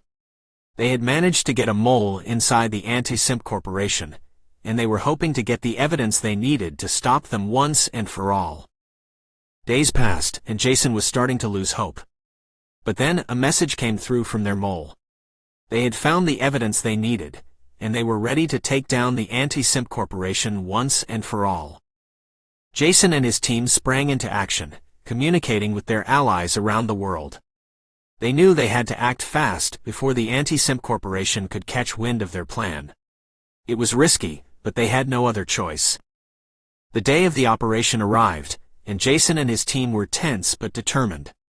They had planned for every possible scenario, but they knew there was always a chance something would go wrong. But their plan worked. They managed to gather enough evidence to put the leaders of the Anti SIMP Corporation behind bars. It was a moment of triumph for Jason and his team, but they knew there was still work to be done. The fight against the simp mentality would never be over, but Jason was determined to keep going. He had seen the damage it could cause, and he was determined to prevent it from spreading any further. As Jason looked around at his team, he knew they had made a difference. They had taken down one organization, but they had also inspired people around the world to stand up for what was right. It was a small victory, but it was a start. And Jason knew that together, they could make a difference. Chapter 38. The Anti SIMP Corporation was no more, but the impact it had on society lingered. Jason and his team continued their mission, spreading their message and inspiring others to join their cause. They received an outpouring of support from people all over the country, grateful for the work they had done to expose the harmful ideology of the Anti SIMP Corporation. Jason's team was no longer just a small group of activists, but a movement that was gaining momentum. But with success came new challenges. They were targeted by those who still believed in the simp mentality, and received threats on a daily basis. Jason was constantly looking over his shoulder, never sure when the next attack would come. Despite the danger, he remained committed to the cause. He knew that the work they were doing was too important to give up, and that they were making a real difference in the world. One day, as he was walking to his car after a protest, he was approached by a young woman. "Excuse me," she said, "I just wanted to say thank you for what you're doing. You and your team have inspired me to stand up for what's right, and I just wanted you to know that." Jason smiled, grateful for the words of encouragement. It was moments like these that made all the threats and danger worth it. As he drove home that night, he thought about the future. He knew that there was still work to be done, but he was hopeful. The Anti SIMP Corporation was gone, and the movement they had started was only getting stronger. He couldn't help but feel a sense of pride in all that they had accomplished, and he knew that they were making a real difference in the world.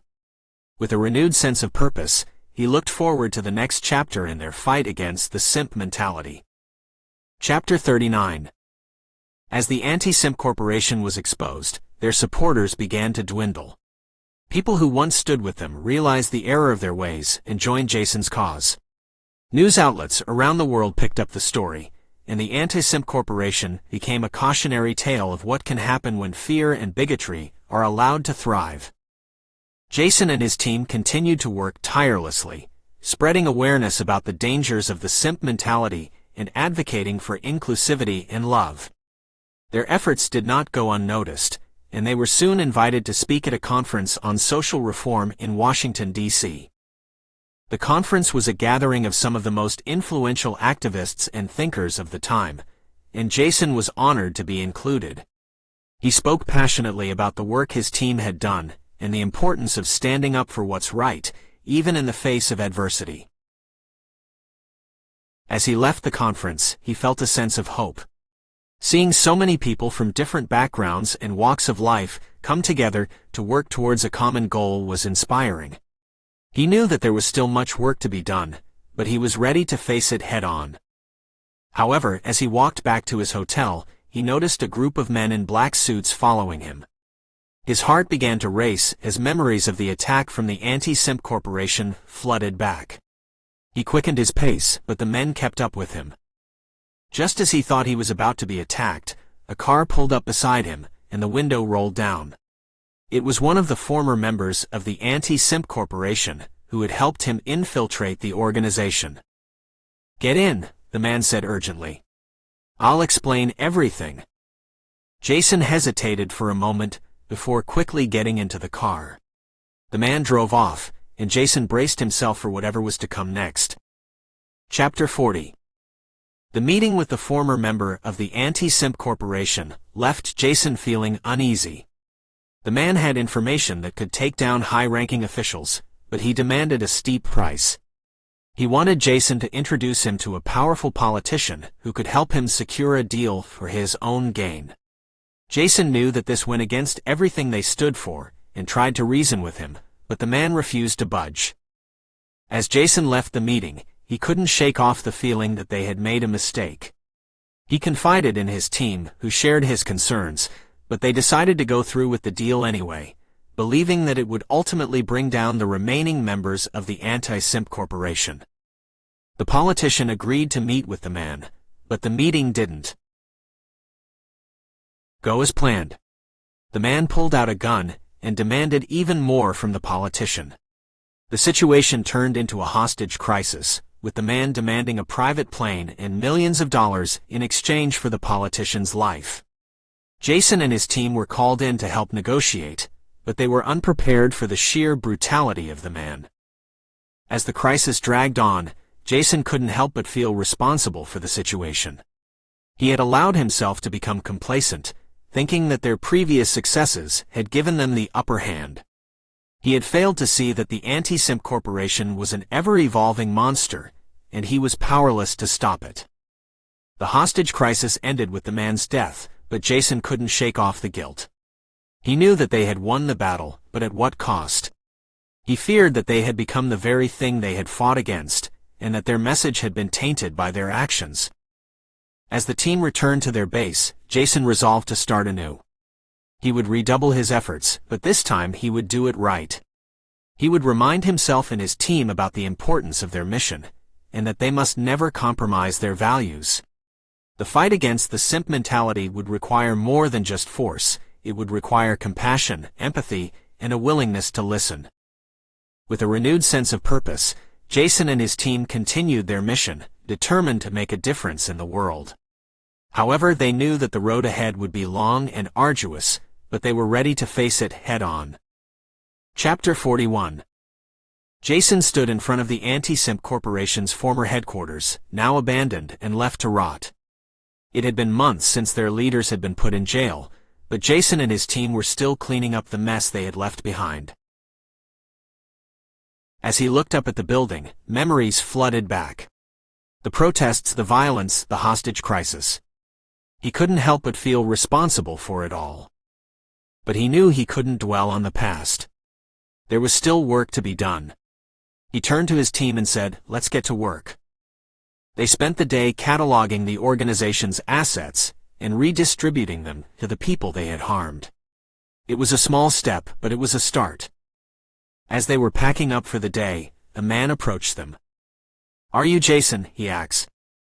Jason nodded warily. He had learned to be cautious after the hostage crisis. The man continued, "I'm from a group called the Resistance. We've been following your work, and we want to help." Jason was skeptical. He had seen the damage that could be caused by misguided ideologies. But the man persisted. "We're not like the Anti SIMP Corporation. We believe in fighting for what's right, but without causing harm or violence." After some discussion, Jason agreed to meet with the Resistance and learn more about their mission. Over the next few weeks, Jason and his team worked closely with the Resistance, sharing ideas and strategies. They found that they had a lot in common, despite their different backgrounds. Together they began spreading their message of positivity and self-respect, urging people to reject the toxic simp mentality and embrace individuality. The movement gained momentum, and soon they were receiving invitations to speak at universities and conferences around the country. They became a beacon of hope for those who had felt lost and alone in a world that demanded conformity. As Jason looked out at the crowds of people who had gathered to hear him speak, he felt a sense of pride and purpose that he hadn't felt since his days in the military. He knew that there was still a long way to go, but he was confident that together they could make a difference. The fight against the simp mentality was far from over, but Jason and his team were determined to see it through. They knew that with each step forward, they were one step closer to creating a better world for all. Chapter 42. As Jason and his team continued their work with the Resistance, they received a call from a woman named Maria, who had heard about their cause and wanted to get involved.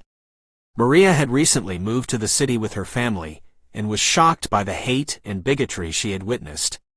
She shared her own experiences with discrimination, and her desire to make a difference. Jason and his team welcomed Maria with open arms, impressed by her passion and determination. She quickly became a valuable member of the team, using her skills as a graphic designer to create eye-catching posters and digital campaigns. Maria also had a talent for connecting with people, and was able to recruit new members to their cause. With Maria's help, the Resistance continued to grow, gaining support from all corners of the city. They organized rallies, hosted workshops, and distributed educational materials to schools and community centers. They even started a hotline for people who needed support and guidance in the face of discrimination and hate. As they worked towards their goal of creating a more inclusive and accepting society, Jason couldn't help but feel grateful for the people he had met along the way. From Samantha, who had opened his eyes to the true nature of the Anti SIMP Corporation, to the former member who helped him take down the organization, to Maria, who had brought fresh energy and ideas to their cause. As the days went by, Jason knew that their mission was far from over. But with a team of dedicated individuals by his side, he felt confident that they could make a real difference in the world. Chapter 43. As Maria worked on designing a new flyer for an upcoming rally, she heard a knock on the door of the Resistance's headquarters. She opened it to find a woman standing outside, dressed in a business suit and carrying a briefcase. "Can I help you?" Maria asked. "My name is Karen," the woman said. "I work for the Anti SIMP Corporation." Maria recoiled at the mention of the organization that Jason and his team had fought against for so long. I know what you're thinking, Karen said. But I'm not here to harm you. In fact, I want to help. Maria was skeptical, but allowed Karen to come inside and explain herself. I've been with the Anti SIMP Corporation for years, Karen said. But I've seen what they've become, and I can't support it anymore. I've been working on the inside to try and make changes, but it's impossible. They're too set in their ways. So what do you want from us? Maria asks. I want to help you take them down, Karen said. I know all their secrets, and I have access to their files. I can give you everything you need to expose them and bring them to justice.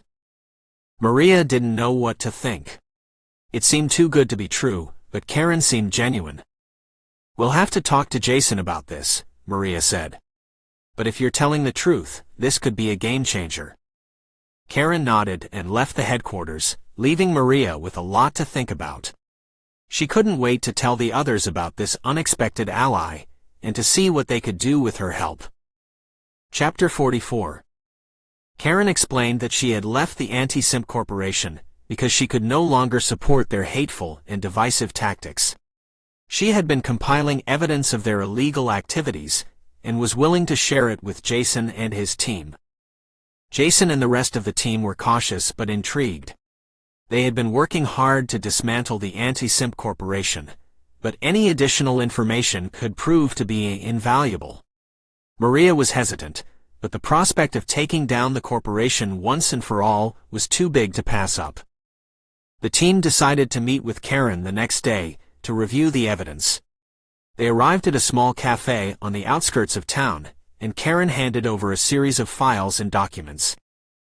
As they sifted through the information, it became clear that the Anti SIMP Corporation had been involved in a number of illegal activities, including money laundering, extortion, and bribery. It was shocking to see just how deep their corruption ran. Jason and his team knew that they had to act quickly. They made plans to present the evidence to the authorities and to launch a social media campaign to expose the Anti SIMP Corporation's practices. As they left the cafe, Maria turned to Jason. We have a real chance to make a difference here, she said. To show people that there's another way. Jason nodded, feeling a sense of purpose and determination wash over him. They had come so far, but there was still so much work to be done. Together, they walked out into the sunlight, ready to take on whatever challenges lay ahead. Chapter 45. As Jason and his team were preparing for their next rally, Maria stumbled into the room, her arms full of papers and her face flushed with embarrassment. What's going on? Asked Jason, concerned. I accidentally printed out the wrong flyers, stammered Maria, holding up a stack of papers with a cartoonish drawing of a donkey wearing a suit. I have no idea how it happened. I swear I hit print on the right file. Jason and the rest of the team erupted into laughter.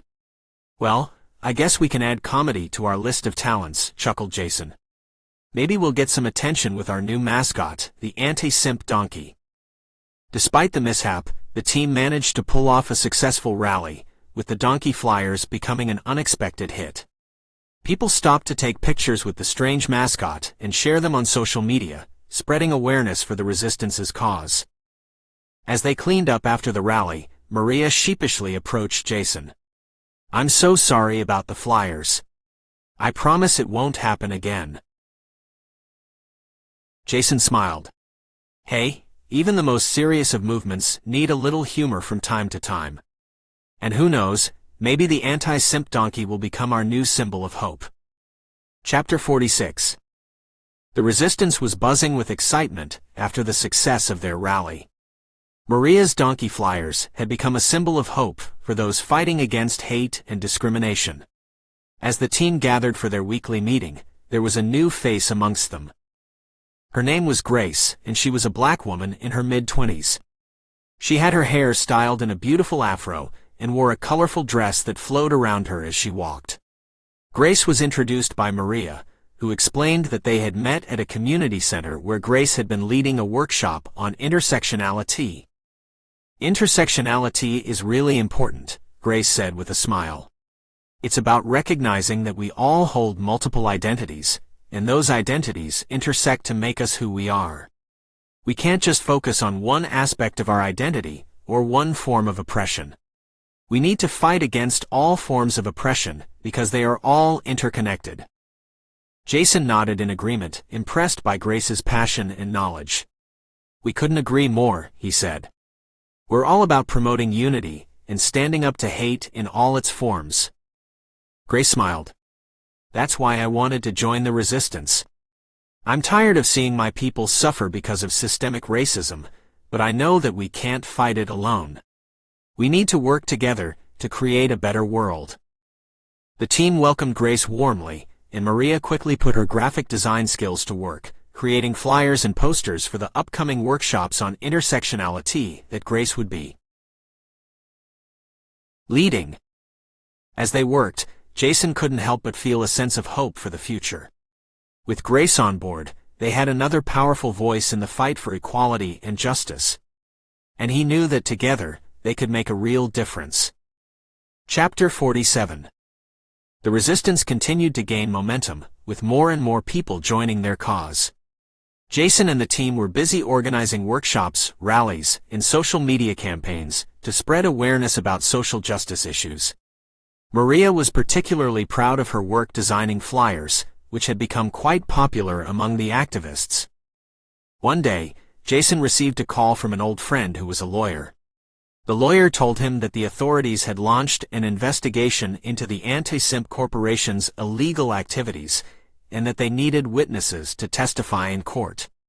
Jason was initially hesitant, but after discussing it with the team, they all agreed that it was the right thing to do. Maria, Samantha, and Grace attended court hearings and gave powerful testimonies about the Anti SIMP Corporation's discriminatory practices. Thanks to their efforts, the corporation was found guilty of multiple charges and had to pay hefty fines.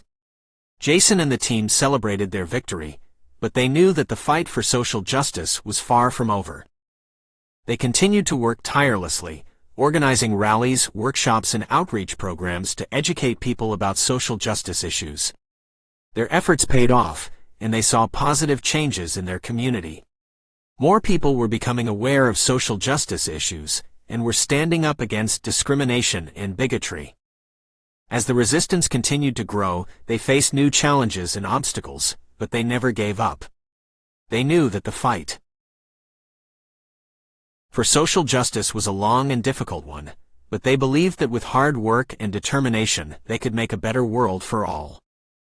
Chapter 48.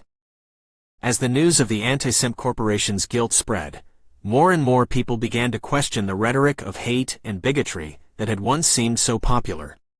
Jason and his team knew that this was just the beginning, and they redoubled their efforts to spread a message of love and unity throughout the community.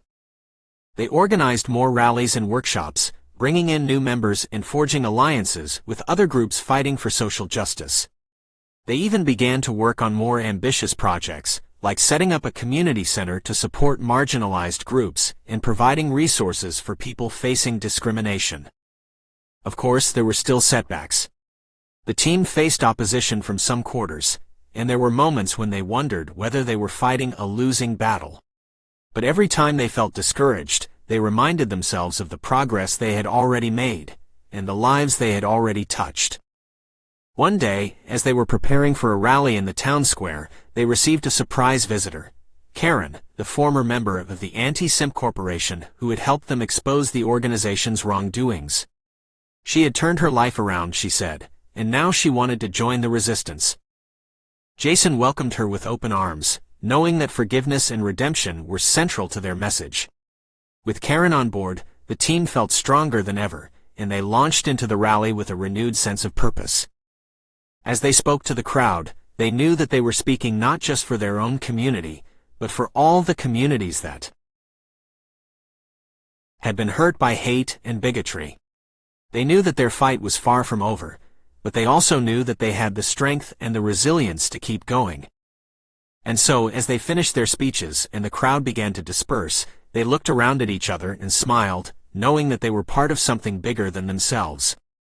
They were part of the resistance, and they would keep fighting until justice was truly served. Chapter 49. The Resistance's community center was open for business, with workshops and events happening almost every day. It was a safe and welcoming space for people of all backgrounds to come together and learn from each other. However, not everyone was happy about their success. One day, Jason received a letter in the mail that shook him to the core. It was from one of his former colleagues from the Anti SIMP Corporation, who had turned informant for the FBI during the investigation. The letter revealed that their community center had been infiltrated by someone pretending to be a member of the Resistance, but who was, in fact, a spy for the Anti SIMP Corporation. They had been gathering information about the organization and reporting back to their superiors. Jason was devastated by the news. He had never imagined that someone would try to infiltrate their community center. The spy had gained access to confidential information about their campaigns and had even sabotaged some of their events.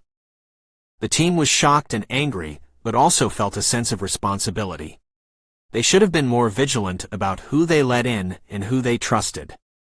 They knew they had to act fast to prevent any further damage. They called an emergency meeting and came up with a plan. They would confront the spy and offer them a chance to come clean. If they refused, they would be reported to the authorities. The meeting was tense, but eventually the spy was identified and confronted. They tried to deny it at first, but when presented with the evidence, they broke down and confessed. They had been promised a lot of money by the Anti SIMP Corporation to spy on the Resistance, but they realized they had made a mistake and wanted to make things right. The team was conflicted about what to do, but they eventually decided to let the spy go and give them a chance to redeem themselves. They would no longer be allowed to participate in any of their events, but they would not be reported to the authorities. It was a difficult decision, but they knew that forgiveness and redemption were just as important as justice. They hoped that the spy had learned their lesson and would never betray anyone again. The incident had shaken the Resistance, but it also made them stronger. They knew that they had to be more vigilant and protect themselves from future attacks. They also realized that forgiveness and redemption were just as important as justice, and that they needed to lead by example. The team redoubled their efforts, organizing more events and spreading awareness about social justice issues. They were more determined than ever to make a positive change in their community and beyond. Chapter 50. One day, as Karen was taking a break from organizing a community event at the Resistance's center, she saw a familiar face walking towards her. It was Jason, her old friend from the Anti SIMP Corporation. Karen was shocked and didn't know what to say. She hadn't seen Jason since he left the corporation, and she assumed he had gone back to his old ways of spreading hate. But as he approached her, she saw something different in his eyes. "Karen," he said softly, "I know I hurt you and our community in the past, but I want to make things right. I've been doing a lot of soul-searching and realized that hate only leads to more hate. I want to join your team and fight for love and equality." Karen was speechless, but she could see the sincerity in Jason's eyes. She hesitated for a moment, but then she remembered what the Resistance stood for: forgiveness and acceptance. "Welcome to the team, Jason," she said with a smile. Jason was overjoyed and immediately got to work, helping Karen with the event and contributing new ideas for their future campaigns. Everyone was surprised and a bit wary at first, but they soon saw that Jason had truly changed and was now a valuable member of the team. The Resistance grew stronger each day, and with Jason's help, they were able to reach more people and spread their message of love and equality. Despite setbacks and challenges along the way, they remained determined to make a positive change in the world.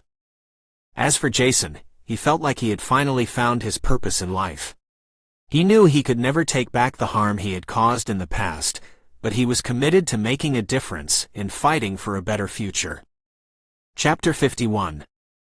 Despite the challenges they faced, Jason and his team continued to spread their message of love and equality. They organized community events such as picnics, art shows, and concerts to bring people together and break down barriers.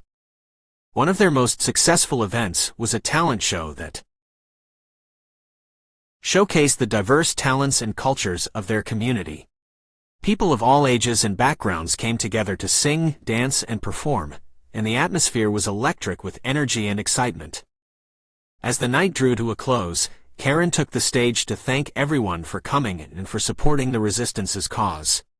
She spoke of the progress they had made, the people they had brought together, and the hope they had instilled in the hearts of many.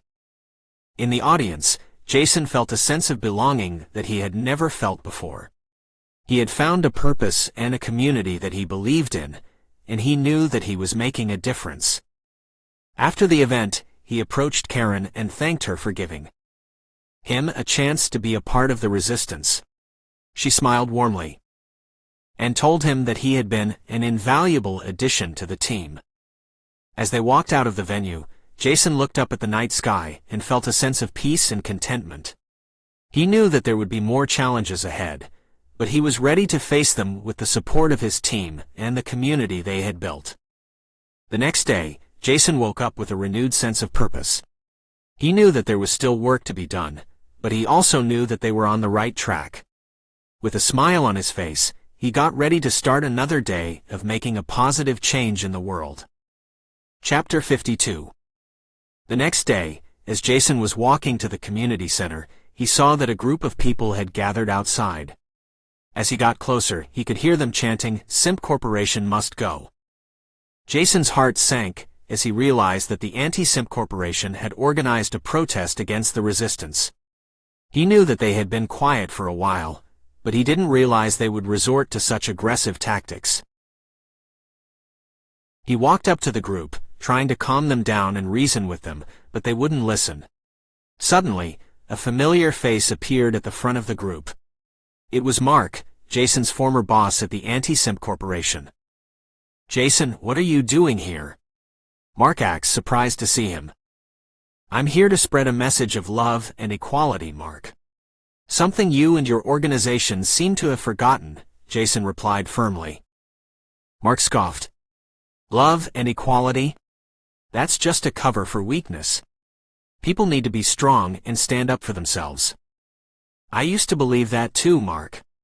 But I realized that it only causes pain and suffering for everyone involved. We need to work together to build a better world," Jason said.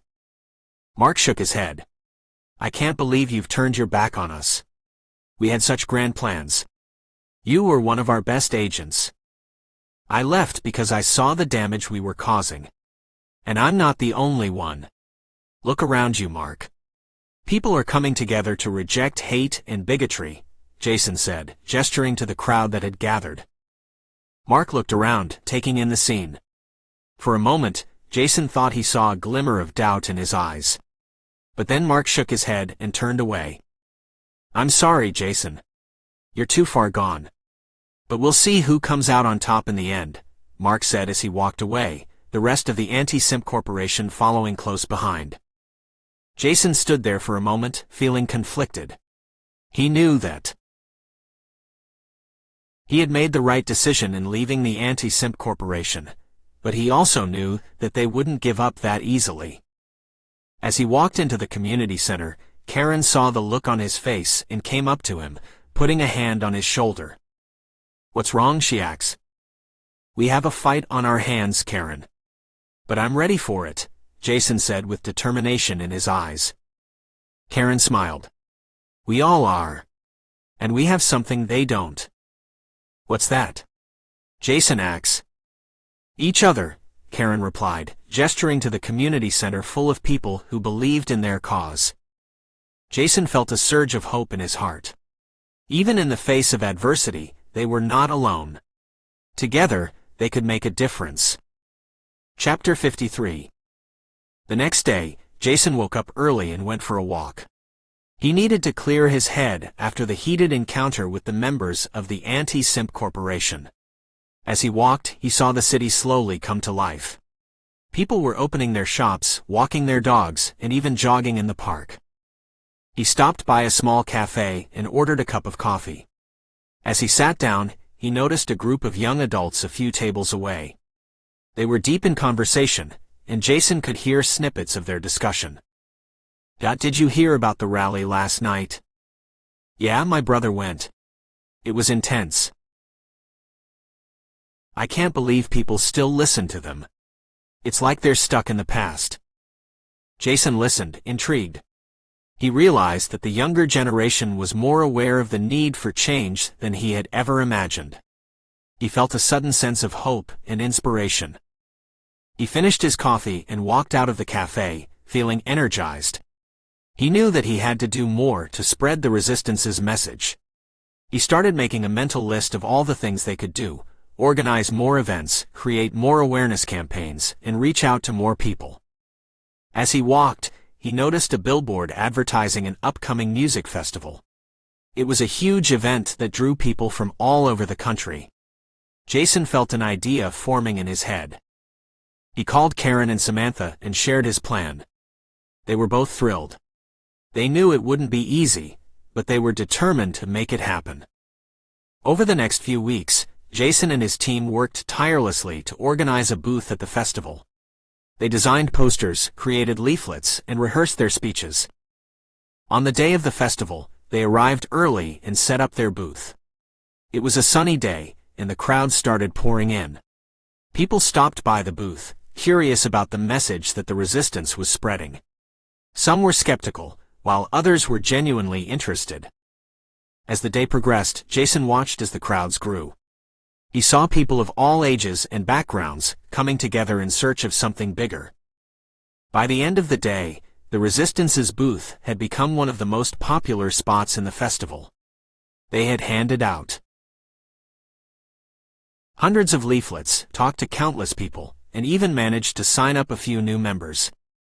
As they packed up, exhausted but happy, Jason felt a sense of satisfaction wash over him.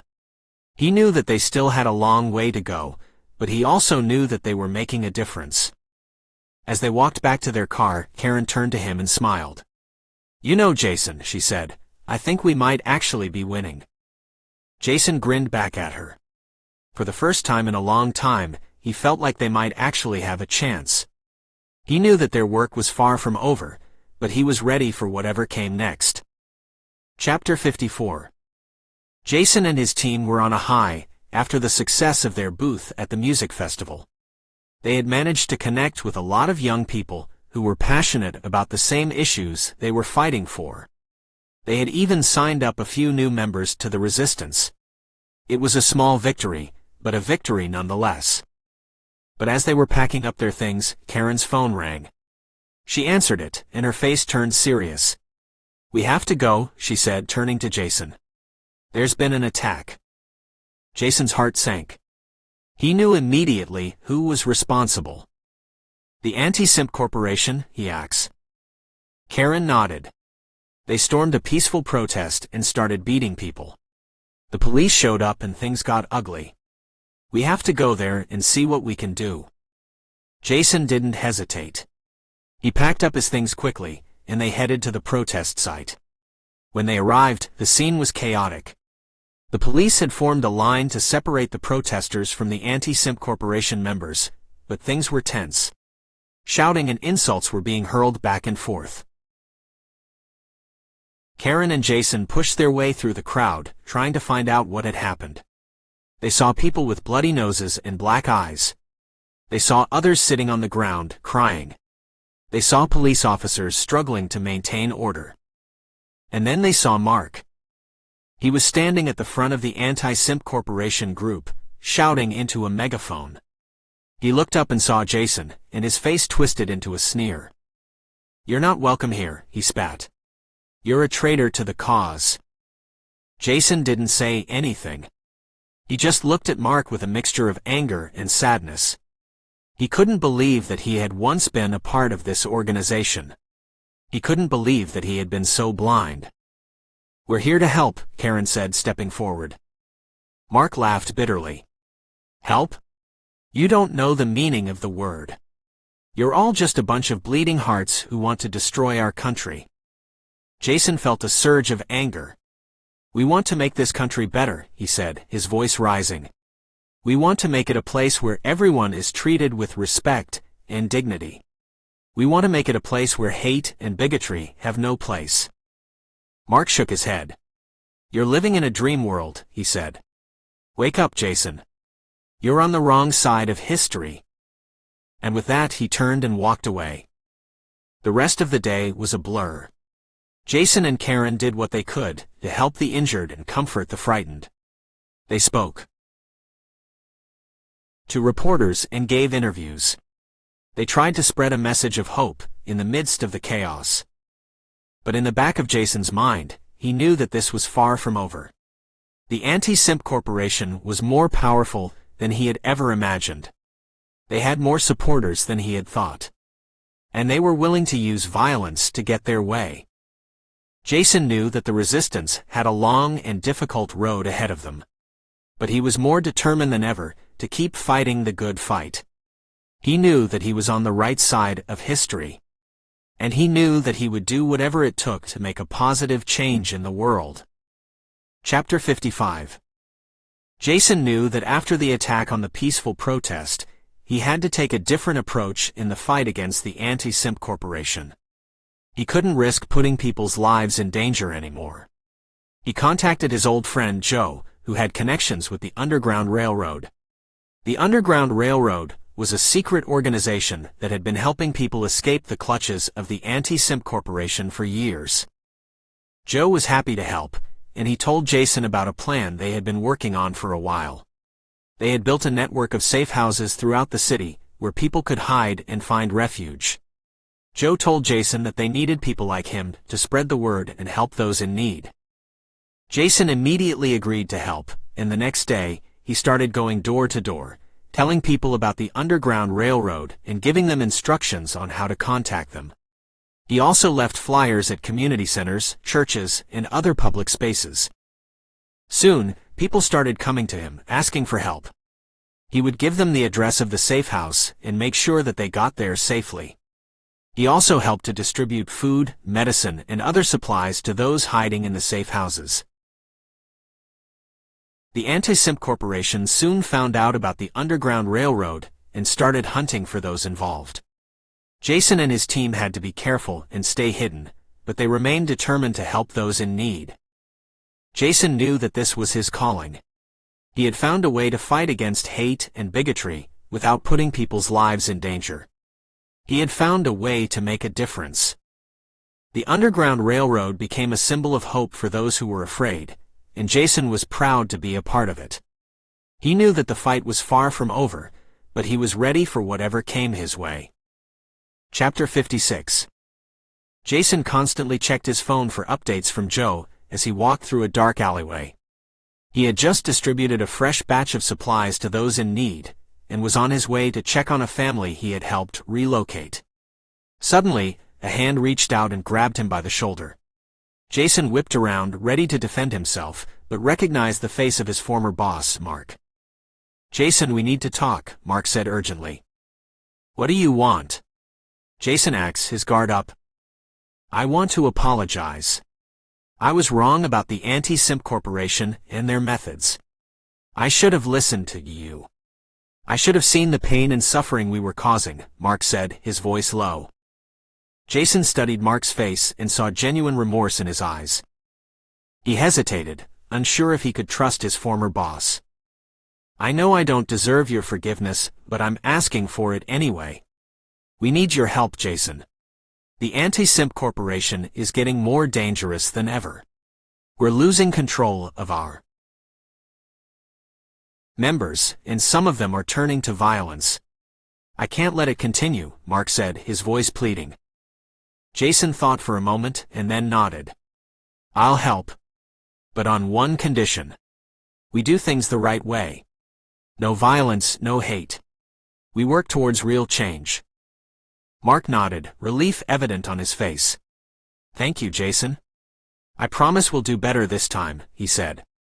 They began to walk together towards a nearby safe house, discussing their plans for the future of the Anti SIMP Corporation. As they walked, Jason couldn't help but feel a sense of hope. Maybe, just maybe, they could make a real difference in the world. Chapter 57. Jason and Mark began working together to reform the Anti SIMP Corporation. They started by reaching out to former members and apologizing for their past tactics. Many were hesitant at first, but after seeing the progress they were making, they began to join the cause. The organization shifted its focus from violence and hate to activism and education. They held seminars and workshops to teach people about tolerance and how to have difficult conversations with those who hold opposing views. They formed alliances with other civil rights groups and began working towards common goals. Despite their efforts, they still faced opposition from extremist groups who saw them as traitors and sellouts. Threats were made against members, and some were even physically attacked. But Jason and Mark refused to give up and continued to promote peace and unity. Their work began to pay off, as they saw an increase in support from the community. People began to recognize the organization's efforts and the positive impact they were having. They were invited to speak at conferences and events, and their message began spreading beyond their local area. As the years passed, the Anti SIMP Corporation became a leading voice for social justice and civil rights. They continued to push for change, but now they did it with love and compassion rather than violence and hate.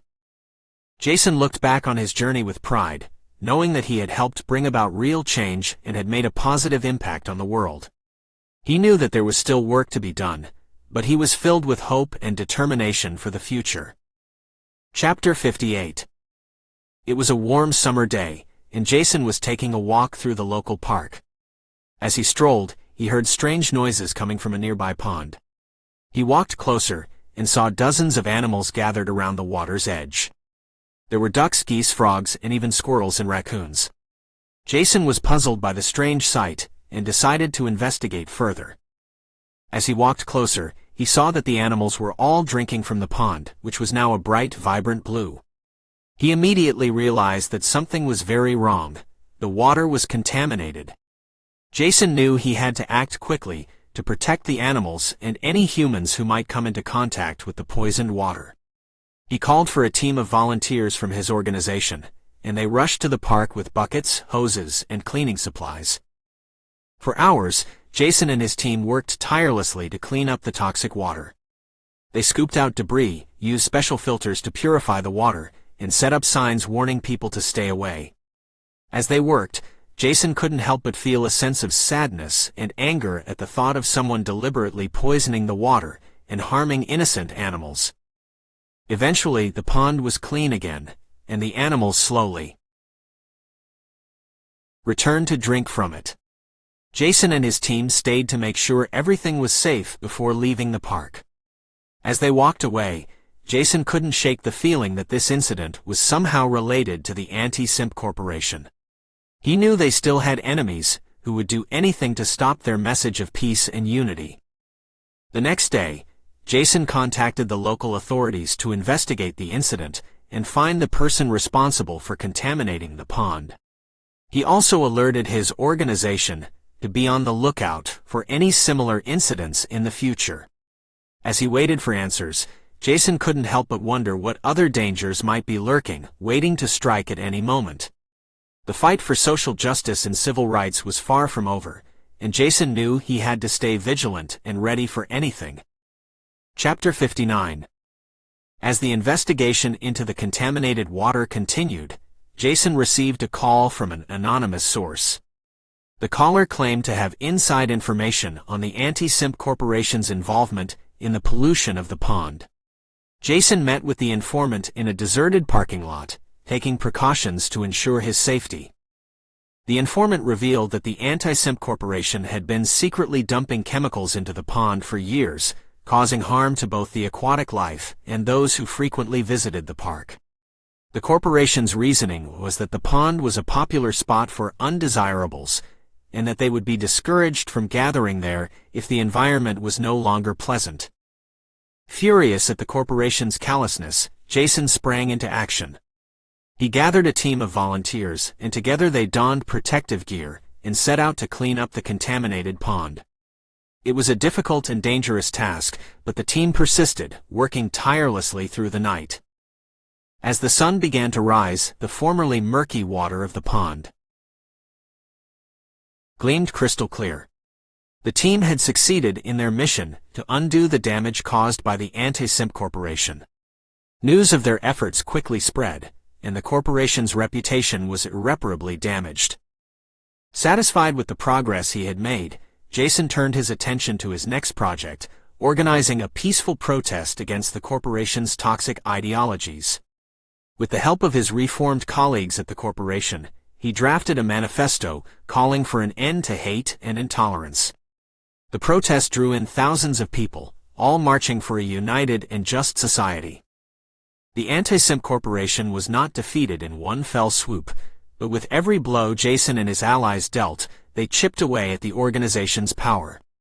It was a long and difficult battle, but one that Jason knew was worth fighting. Chapter 60. As the peaceful protest against the Anti SIMP Corporation began, Jason was nervous. He had seen firsthand the violent tendencies of the organization's supporters, and feared for the safety of his team and the protesters. But as the day went on, he was relieved to see that the protest went smoothly, without any incidents of violence or hatred. Instead, the protesters held signs promoting love and unity, and Jason was overwhelmed with a sense of pride and hope for a better future. However, just as the protest was winding down, a group of Anti SIMP Corporation supporters appeared, armed with weapons and ready to attack. Jason quickly called for his team to form a protective barrier around the protesters as they attempted to escape, but the supporters were relentless in their pursuit. A fierce battle ensued, with Jason and his team facing off against the angry supporters. Despite being outnumbered, they fought with all their might, determined to protect the innocent protesters from harm. It was a long and grueling battle, but eventually, the supporters were forced to retreat. Though battered and bruised, Jason and his team emerged victorious, having successfully protected the protesters from harm. In the aftermath of the attack, Jason was left with mixed feelings. He was proud of his team for standing up against hate and violence, but he was also saddened by the fact that there were still people in the world who were willing to resort to such drastic measures to promote their hateful ideologies. As he made his way home that night, Jason knew that the fight against the Anti SIMP Corporation was far from over. But he was also filled with a renewed sense of hope for the future, knowing that there were people out there who were willing to stand up for what was right, no matter what the cost. Chapter 61. As Jason sits in his office, catching up on paperwork, he receives a call from a friend who works for a local news station. "Jason, you won't believe what we just found out," she says. "The Anti SIMP Corporation has been secretly working with a group of politicians to pass legislation that would strip away the rights of marginalized communities." Jason's heart drops.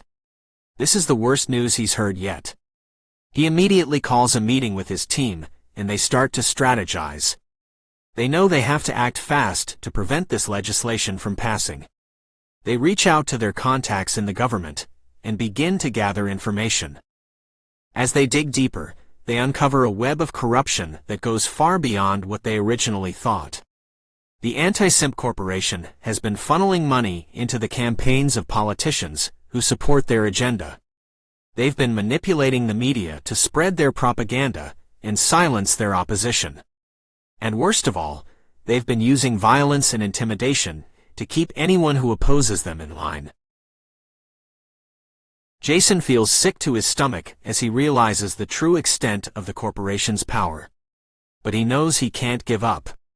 He and his team continue to work tirelessly, gathering evidence and rallying support. They organize protests and marches, and they speak out at every opportunity. The days turn into weeks, and the weeks turn into months. Jason and his team face intense opposition, but they never give up. They know they're fighting for the future of their country, and they'll do whatever it takes to win. Finally, after months of hard work and dedication, they receive the news they've been waiting for. The legislation has been scrapped. The Anti SIMP Corporation's power has been broken. And the people have spoken. Jason looks back on everything they've accomplished, and he knows they still have a long way to go. But he's proud of what they've done, and he knows they'll keep fighting until justice is truly served. Chapter 62. After the success of their campaign against the Anti SIMP Corporation, Jason and his team were hailed as heroes by the community. They were flooded with letters of gratitude from those whose rights would have been stripped away by the corporation's legislation. But Jason knew that there was still more work to be done. He began to investigate the corporation's ties with other powerful organizations and discovered that they were in cahoots with a major pharmaceutical company. This company had been using the corporation's toxic waste to create a drug that they claimed could cure cancer, but in reality caused more harm than good. Jason and his team were horrified by this discovery and immediately planned to expose the truth to the public. They began to gather evidence and organize protests outside of the pharmaceutical company's headquarters. But they knew that this time the fight would be much harder. The company had a lot more power and influence than the Anti SIMP Corporation, and they would stop at nothing to protect their profits. Jason's team was constantly threatened and harassed by the company's goons, but they refused to give up. Finally, after months of tireless work, they were able to get the evidence they needed to prove that the drug was a sham. They organized a massive protest outside of the company's headquarters and presented the evidence to the media. The pharmaceutical company's stocks plummeted, and they were forced to shut down their operations. Jason and his team were hailed as heroes once again, but this time they knew that they had truly made a difference in the world. As Jason looked out at the crowd of protesters, he knew that he had found his true calling. He knew that he would spend the rest of his life fighting for justice and making the world a better place, one battle at a time. Chapter 63. Jason and his team were exhausted from their months of hard work and activism. They decided to take a break and go out for pizza together to celebrate their recent victory against the pharmaceutical company. As they sat at the restaurant, laughing and chatting, Jason couldn't help but notice the group of teenage boys at the table next to them staring at him.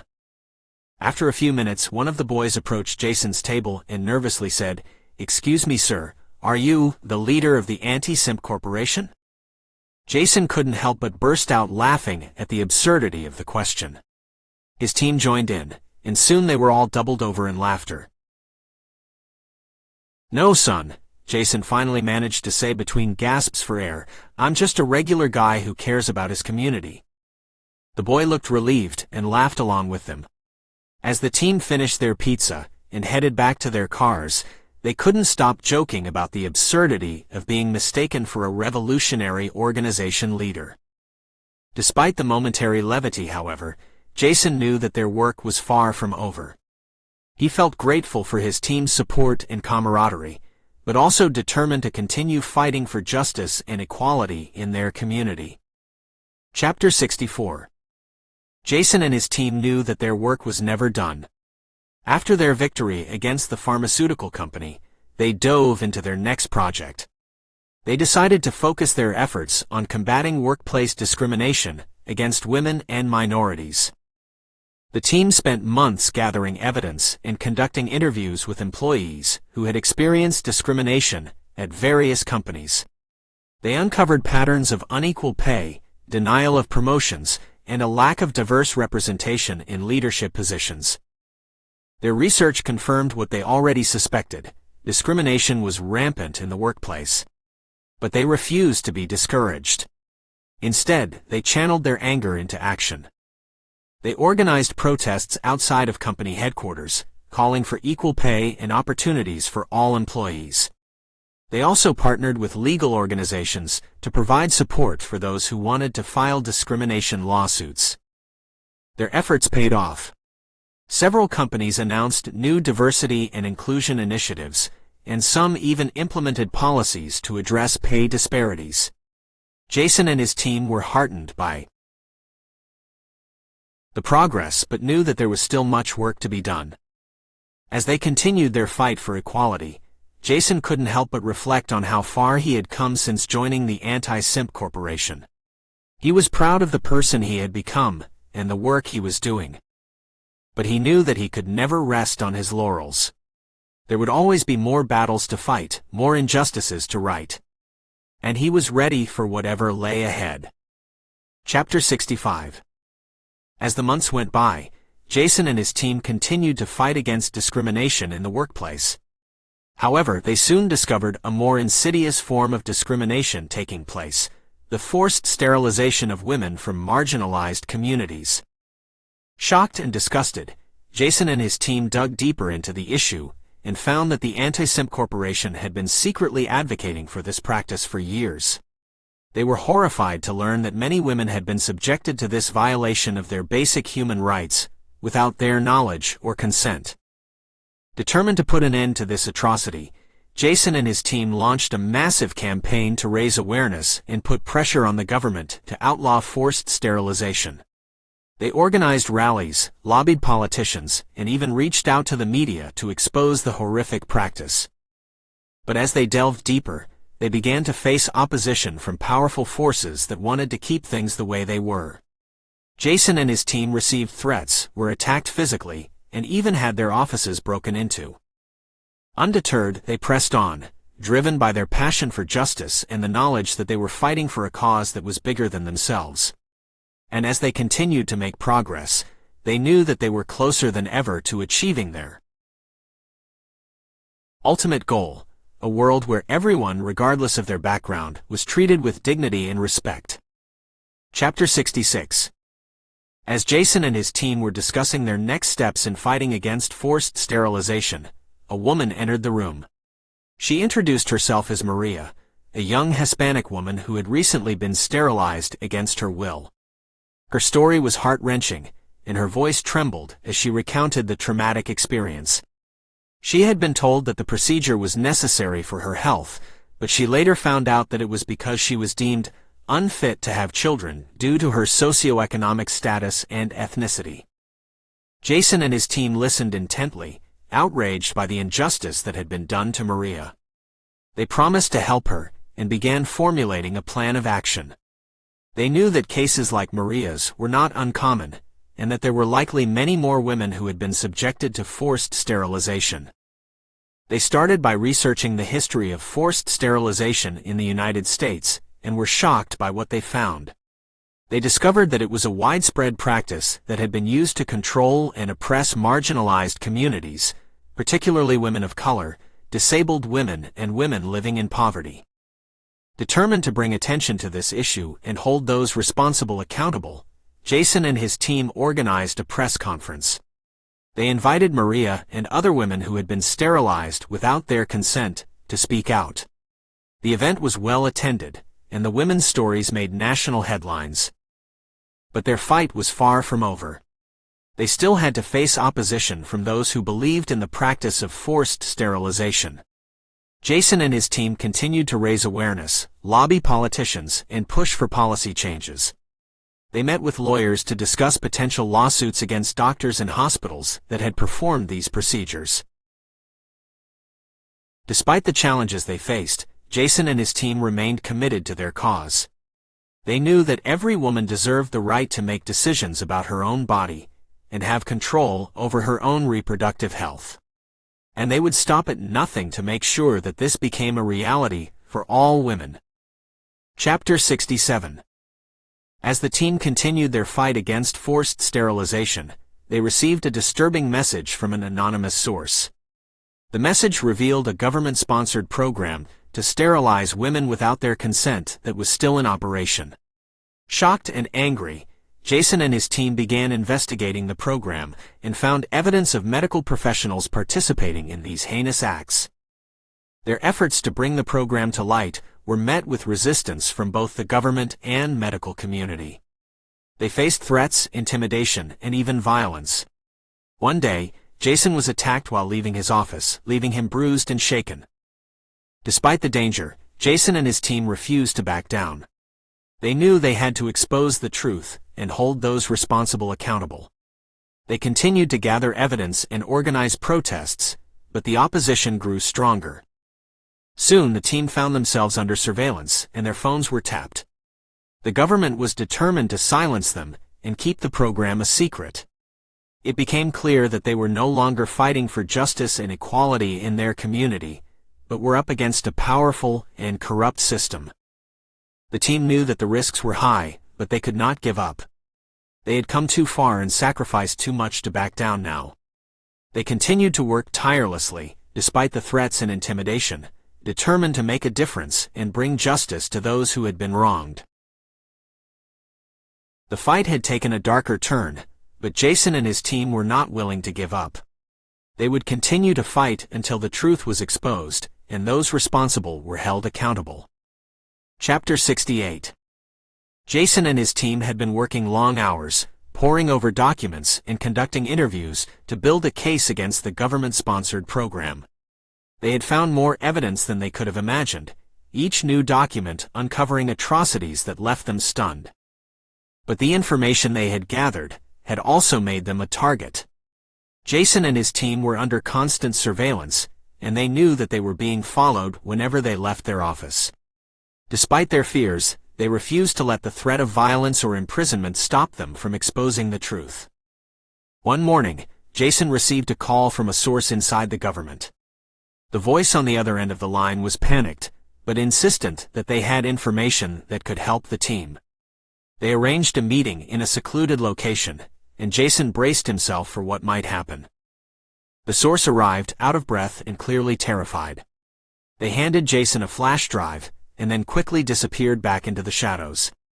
Jason knew better than to wait around, and raced back to his office to examine the contents of the drive. What he found was beyond anything he could have expected. The flash drive contained documents that proved that the forced sterilization program had been active for much longer than anyone had realized. It was clear that the government had been lying to the public for years, and that there were countless victims who had never been given a voice. Jason and his team knew that they had to act fast. They launched a social media campaign, using the hashtag #ForcedSterilizationTruth to raise awareness of their findings. The response was immediate and overwhelming, and within hours, thousands of people were sharing their stories and demanding justice. But the government was not going to go down quietly. Jason and his team knew that they were putting themselves in danger, but they refused to back down. They would fight for the truth, no matter what it took. Chapter 69. Days passed, and the social media campaign continued to gain momentum. More people were coming forward with their stories of being forcibly sterilized.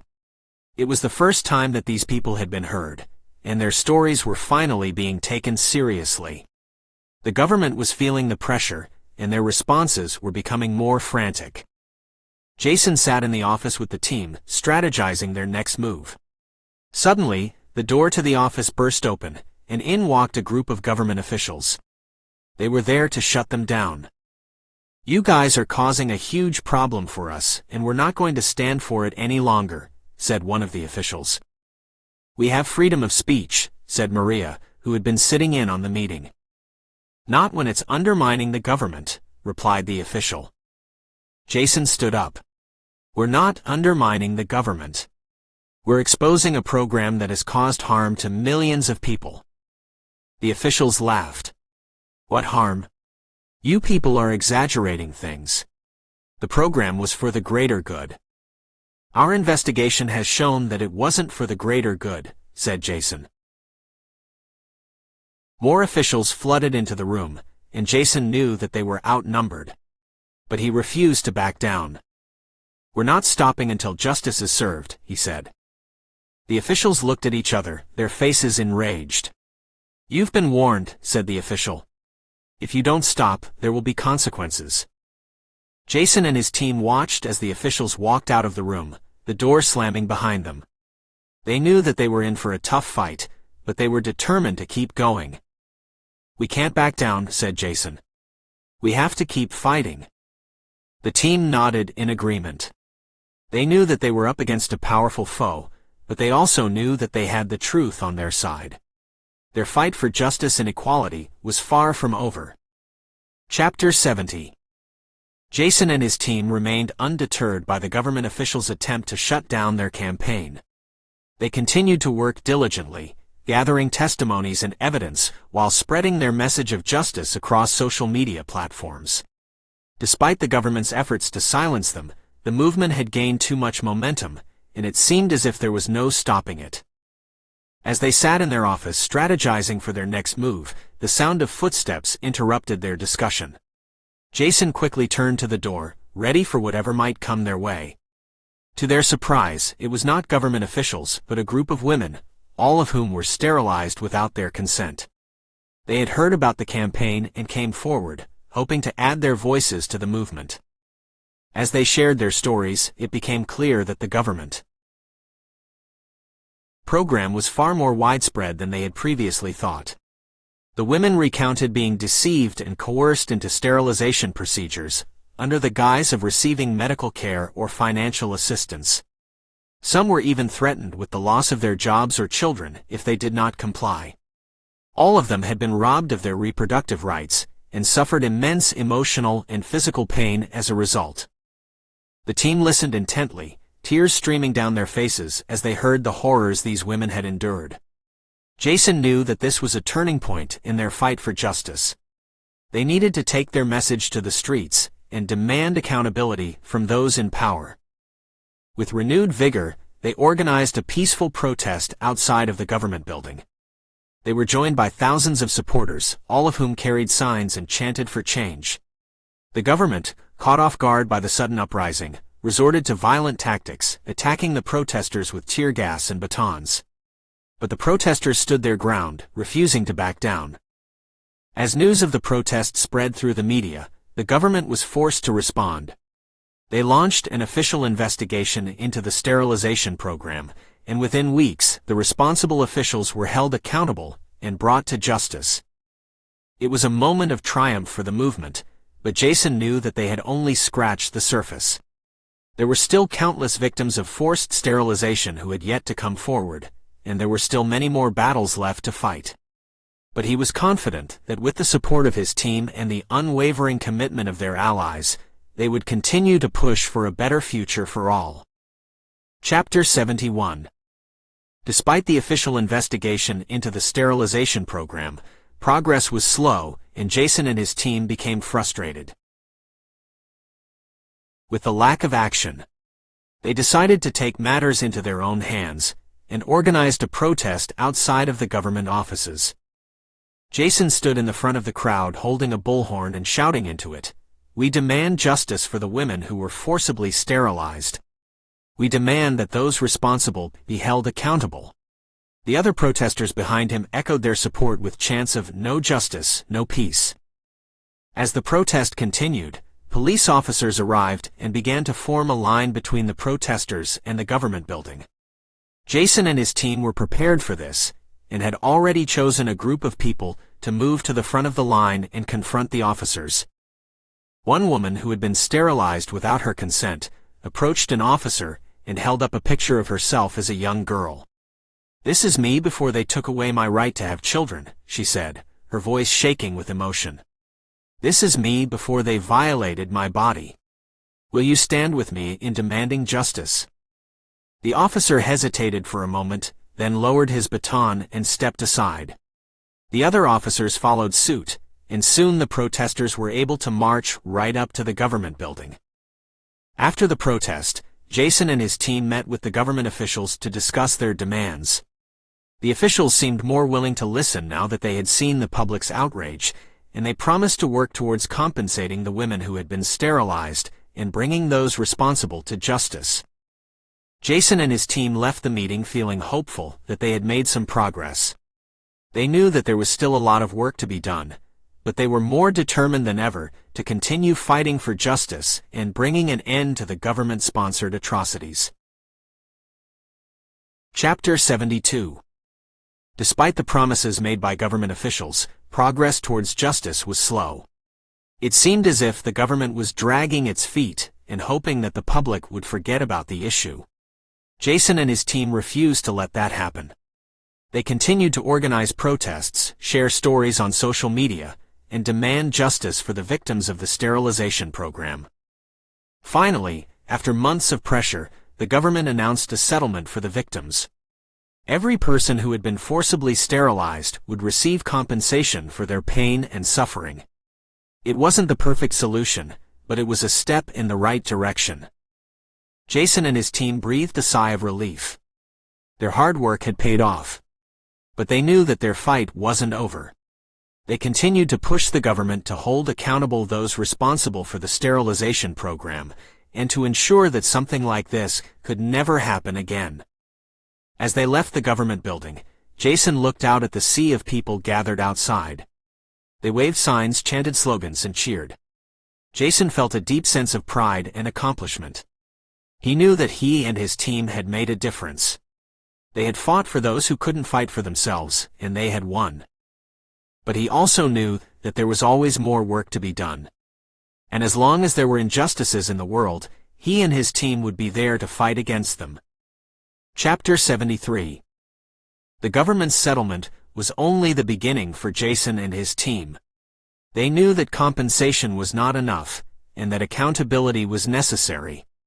They continued to push for an official investigation, and for those responsible to be brought to justice. As they gathered evidence and testimonies, they discovered a shocking truth. The sterilization program was not just limited to a few cases, but had been widespread and systematic. It had been carried out under the guise of promoting eugenics and population control, but in reality, it was a tool of oppression and control over marginalized communities.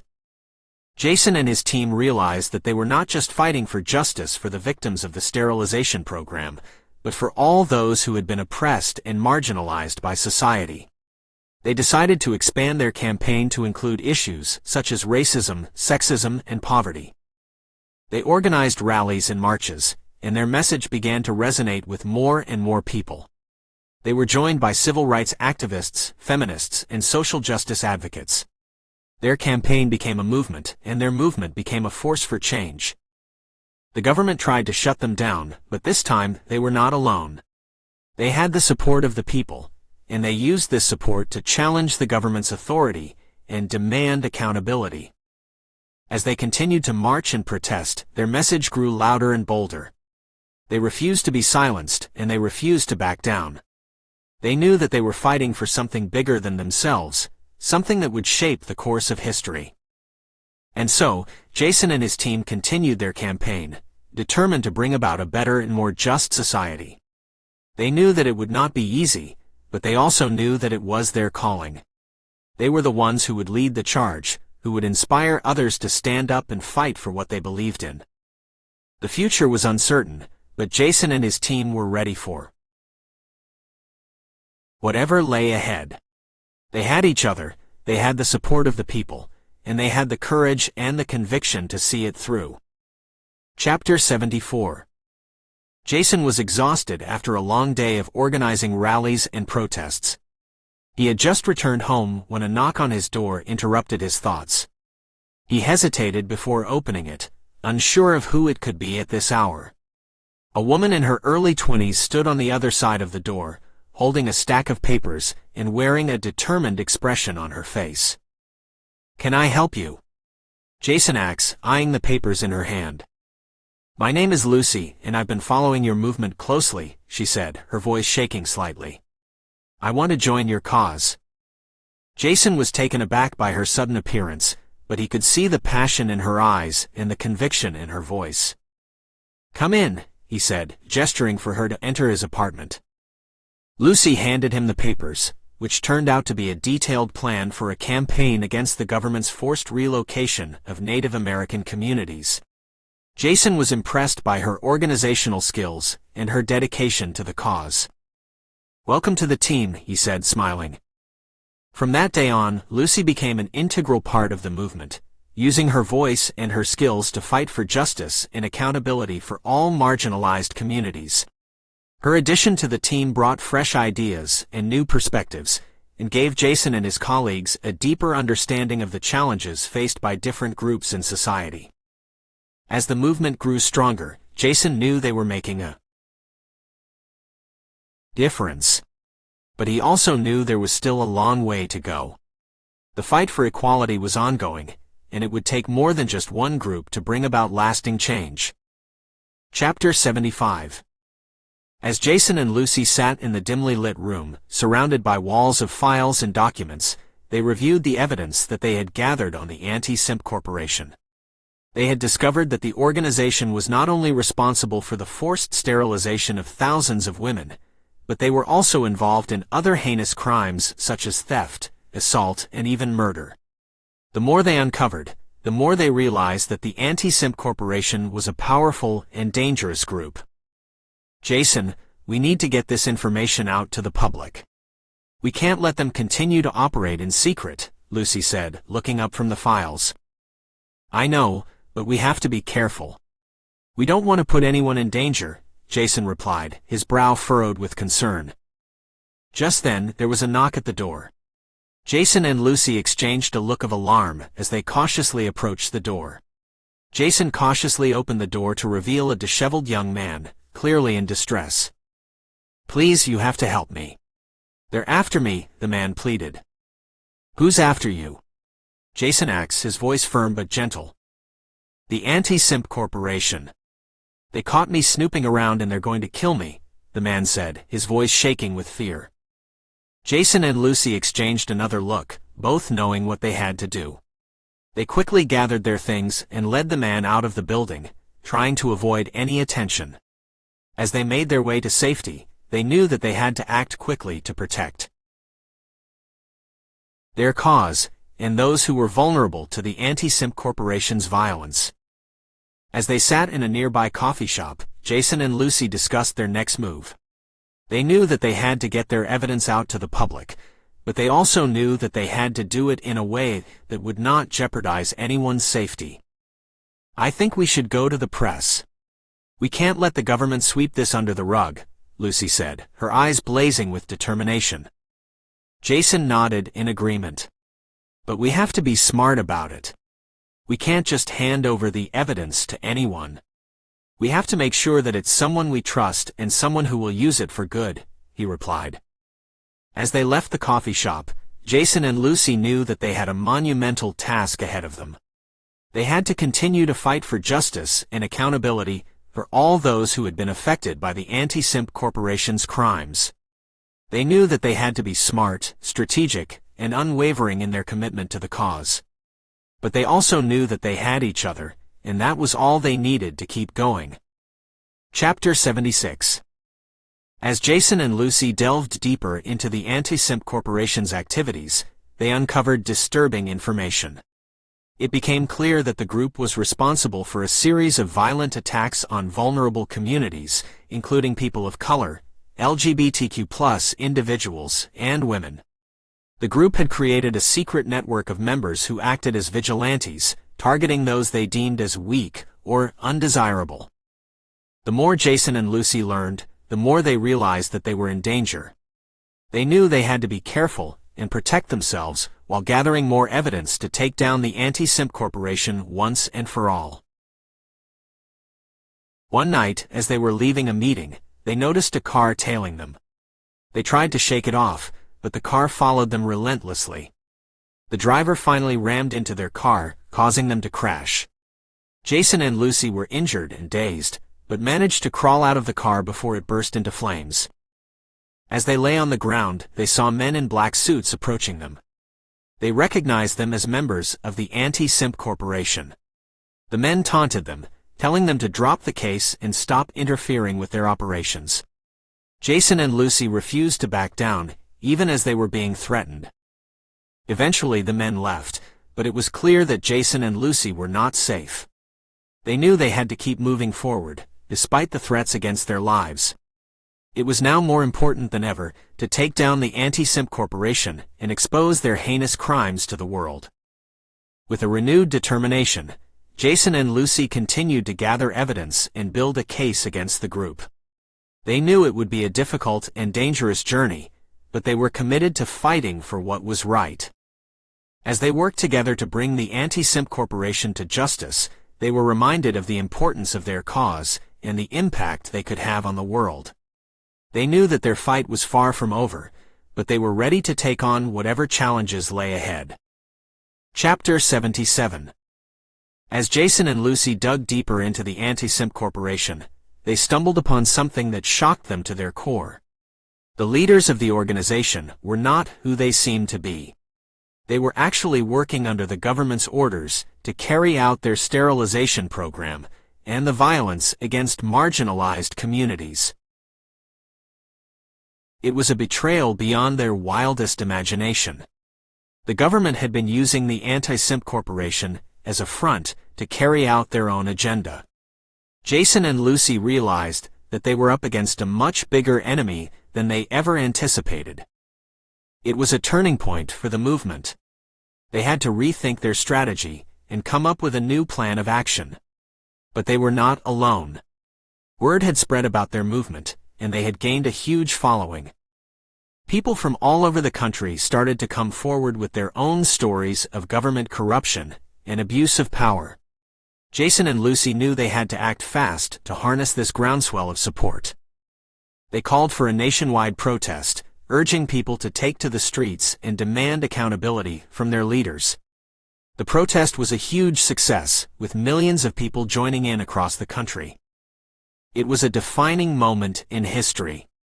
Jason and Lucy's movement had become a force to be reckoned with. They had managed to uncover the truth behind the Anti SIMP Corporation, and had rallied people around the country to stand up for their rights. But the fight was far from over. They knew that they had a long road ahead of them. The government was not going to give up without a fight, and they had to be prepared for anything. As they regrouped and planned their next move, Jason and Lucy were filled with a renewed sense of purpose. They had come too far to turn back now. They were going to see this through to the end, no matter what it took. Chapter 78. The protest had been a success beyond Jason and Lucy's wildest dreams. Millions had taken to the streets, demanding justice for the marginalized communities that had suffered at the hands of the Anti SIMP Corporation. They had stood side by side with people of all races, religions, and backgrounds, united in their cause. The government had been forced to take notice, and within days, a commission had been set up to investigate the corporation's activities. But the victory was bittersweet. In the days that followed the protest, Jason and Lucy received countless threats. Their families were targeted, and they were forced into hiding.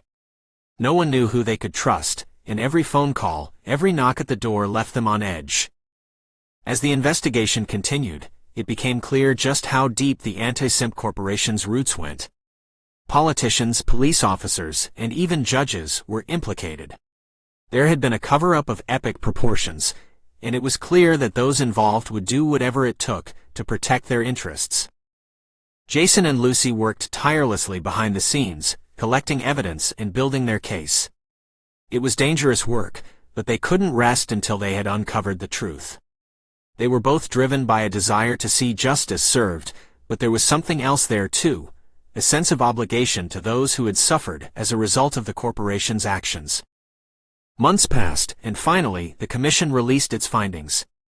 The Anti SIMP Corporation had been shut down, and those responsible were facing charges. But the scars they had left ran deep, and for many, there was no justice that could truly make up for the pain they had caused. In the aftermath of it all, Jason and Lucy emerged as heroes. They had risked everything to fight for what was right, and they had made a difference.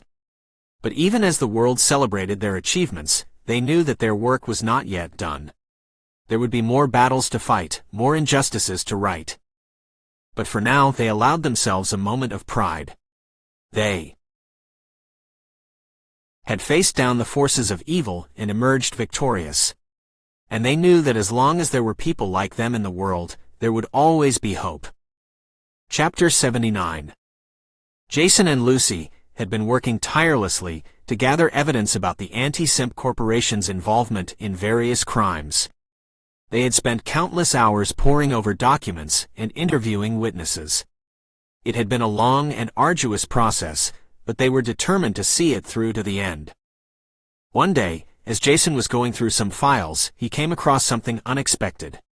It was a document that detailed the government's involvement in the formation of the Anti SIMP Corporation. Jason was shocked. He had always suspected that there was some kind of government involvement, but he never imagined it was to this extent. Jason immediately showed the document to Lucy, and they both knew that they had to act fast. They decided to leak the information to the press, hoping that it would spark a public outcry and force the government to take action. The next day, the story was all over the news. People were outraged and demanded answers. The government initially denied any involvement, but the evidence was too overwhelming to ignore. Eventually, They were forced to admit their culpability in the formation of the Anti SIMP Corporation. Jason and Lucy were hailed as heroes, and the public began to see them in a different light. They were no longer seen as troublemakers or agitators, but as brave fighters for justice and freedom. Despite this victory, Jason knew that the fight was far from over. The government was still powerful, and there were many more battles to be fought. But he was willing to do whatever it takes to ensure that justice was served, and the truth was finally revealed. Chapter 80. Jason and Lucy were exhausted from their investigative work, and they decided to take a break and watch a comedy show in a nearby theater. As they were settling into their seats, a man in a colorful shirt and oversized glasses sat next to them, chomping on popcorn. "Hey there, folks. Mind if I sit here?" he said in a thick Southern accent. Jason and Lucy exchanged a look, but they didn't mind the company. The man introduced himself as Bubba, and offered them some of his popcorn. They declined, but Bubba kept munching away. As the lights dimmed and the show started, Bubba let out a raucous laugh that echoed through the theater. He clapped his hands and stomped his feet, causing other patrons to turn and stare. Jason and Lucy tried to ignore him, but they couldn't help but chuckle at his infectious laughter. Soon they were all laughing together, tears streaming down their faces.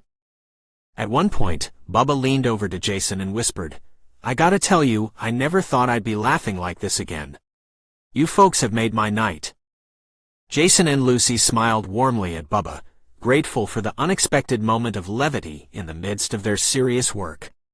As the show ended and they said their goodbyes, Jason realized that even in the midst of fighting for justice, there was still room for laughter and connection. Chapter 81. As the comedy show came to an end, Bubba invited Jason and Lucy to grab a drink with him at a nearby bar.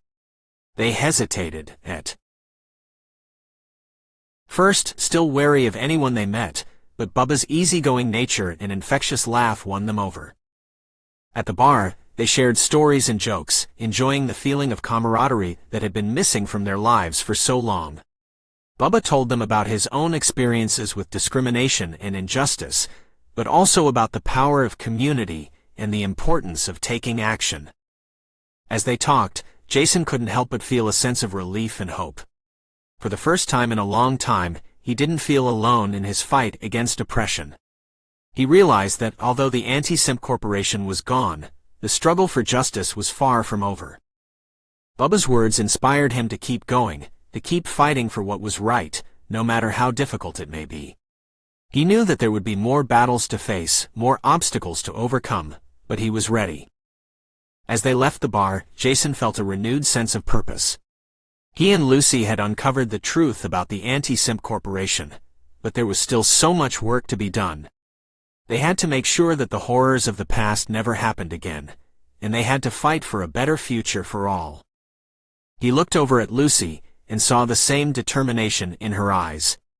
Together, they walked back to their hotel, ready to continue the fight for justice, but also ready to take a moment to enjoy the small moments of connection and joy that make life worth living.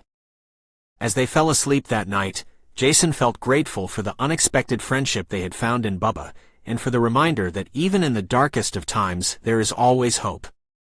Chapter 82. As Jason and Lucy left the bar, they felt a renewed energy and sense of purpose. Bubba's words had reminded them that while the fight for justice was important, they couldn't forget to enjoy life and connect with others. As they walked down the quiet street, Jason's phone rang. He didn't recognize the number, but he answered anyway. "Hello," he said tentatively. "Jason, this is Agent Thompson with the FBI. We need to talk to you and Lucy immediately. It's urgent." Jason's heart sank. He knew that the FBI could mean trouble. But he also knew that he and Lucy had nothing to hide. "Okay," he said, trying to keep his voice steady. "Where should we meet? Can you come to our headquarters in an hour?" Jason hesitated, but he knew they didn't have a choice. "Okay. We'll be there." As they walked back to their hotel, Jason and Lucy tried to guess what the FBI could want. They had been careful to cover their tracks, but there was no telling what evidence they might have uncovered. When they arrived at the FBI headquarters, they were met by Agent Thompson and another agent who introduced himself as Agent Taylor. "Thank you for coming," Agent Thompson said, gesturing for them to sit down. "We have reason to believe that you two have information about the Anti SIMP Corporation that we need to know." Jason and Lucy exchanged a look. They had expected this. "We're happy to help in any way we can," Lucy said, her voice steady. "Good," Agent Thompson said. "Because we have reason to believe that the corporation was involved in some very serious crimes, and we need all the information we can get to build a case." They spent the next few hours answering questions and providing evidence, careful not to reveal their sources or methods. By the time they left the FBI headquarters, they were exhausted, but also relieved. They had done their part. As they walked back to their hotel, Jason couldn't shake the feeling that they were being watched. He turned to Lucy. "Do you feel like we're being followed?" Lucy looked around, but didn't see anything suspicious. "I don't know. Maybe it's just paranoia." But Jason knew better. They had made powerful enemies, and he knew that they were never truly safe. The fight for justice was never over. Chapter 83. As they left the FBI headquarters, Jason and Lucy couldn't shake the feeling that they were being watched. They hopped into their car and drove to a nearby diner to debrief. "I don't like this, Lucy. Why would the FBI suddenly need our help?" "Something's off," Jason said as he sipped his coffee. "I know, but we can't ignore it. If they have evidence that can help bring justice to the victims of the Anti SIMP Corporation, we have to do our part," Lucy replied, stirring her tea. They spent the next few days poring over documents and providing the FBI with any information they could. Jason couldn't shake the feeling that they were being monitored. His paranoia only increased when he noticed a car following them after leaving the FBI's office. "We're being followed, Lucy. We have to lose them," Jason said, his voice trembling with fear.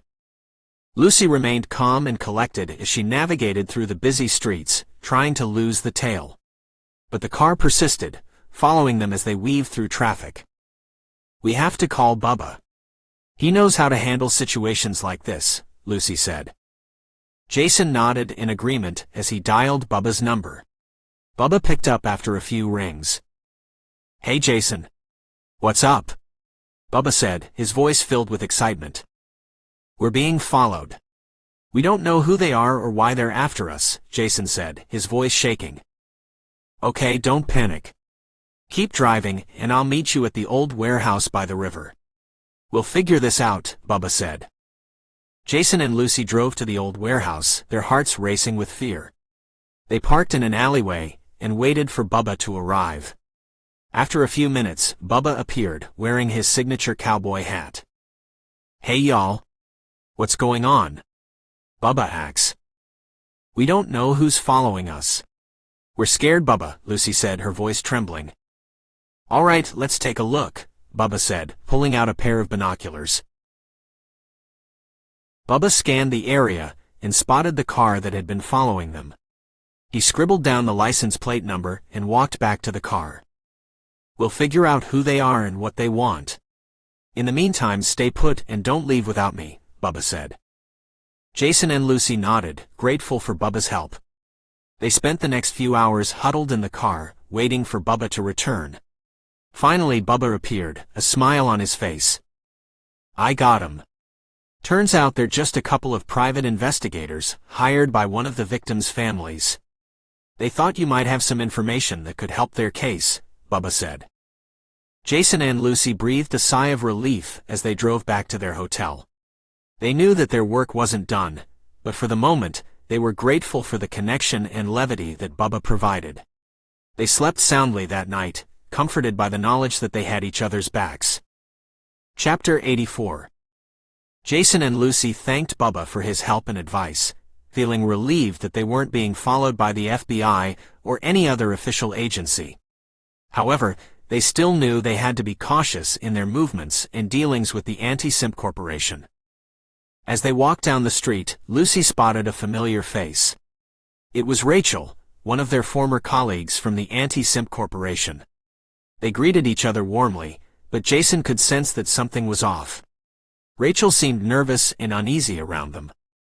After a few minutes of small talk, Rachel pulled Jason and Lucy aside and whispered, "I need your help. I've been approached by the Anti SIMP Corporation again, and I don't know what to do." Jason and Lucy exchanged a worried glance. They knew that the organization was still active and had somehow managed to recruit new members. Rachel continued, "They're threatening me and my family. They want me to do something for them, but I can't. Please, can you help me?" Jason and Lucy didn't hesitate. They knew they had to protect Rachel and put a stop to the Anti SIMP Corporation's plans. They agreed to meet with her the following day and come up with a plan. That night, Jason couldn't sleep. He couldn't shake off the feeling that they were walking into a trap. He spent hours going over different scenarios in his head, trying to anticipate every possible outcome. The next day, Jason and Lucy met with Rachel at a coffee shop. Rachel was visibly shaken, but determined to take action against the Anti SIMP Corporation.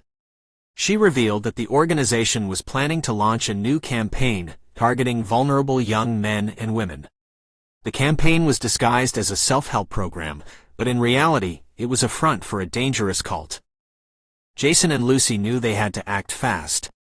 They spent the next few days gathering evidence and infiltrating the organization. They discovered that the cult was planning a mass gathering at a remote location, where they would brainwash and indoctrinate new recruits. Jason and Lucy knew they had to put a stop to the cult's plans. They teamed up with Rachel and a group of volunteers from the resistance, and together they staged a dramatic intervention at the cult's gathering. It was a risky move, but it paid off. The recruits were shocked and confused by the sudden intrusion, but Jason and his team were able to break through the cult's programming and help them see the truth. After the intervention, the Anti SIMP Corporation was disbanded for good. Jason and Lucy were hailed as heroes, and Rachel was able to start a new life free from the organization's grip. As they celebrated their victory, Jason and Lucy knew that there would always be new battles to fight. But for now, they were content in the knowledge that they had made a difference in the world. Chapter 85. Jason and Lucy had been out of town on a business trip, attending a conference on social justice and community organizing. They had been invited to speak about their experiences with the resistance and their work to dismantle the Anti SIMP Corporation. As they made their way back to their hotel room after a long day, they noticed a man following them. They quickened their pace and turned down a side street, hoping to lose him. As they turned the corner, they came face to face with a group of men wearing black suits and sunglasses.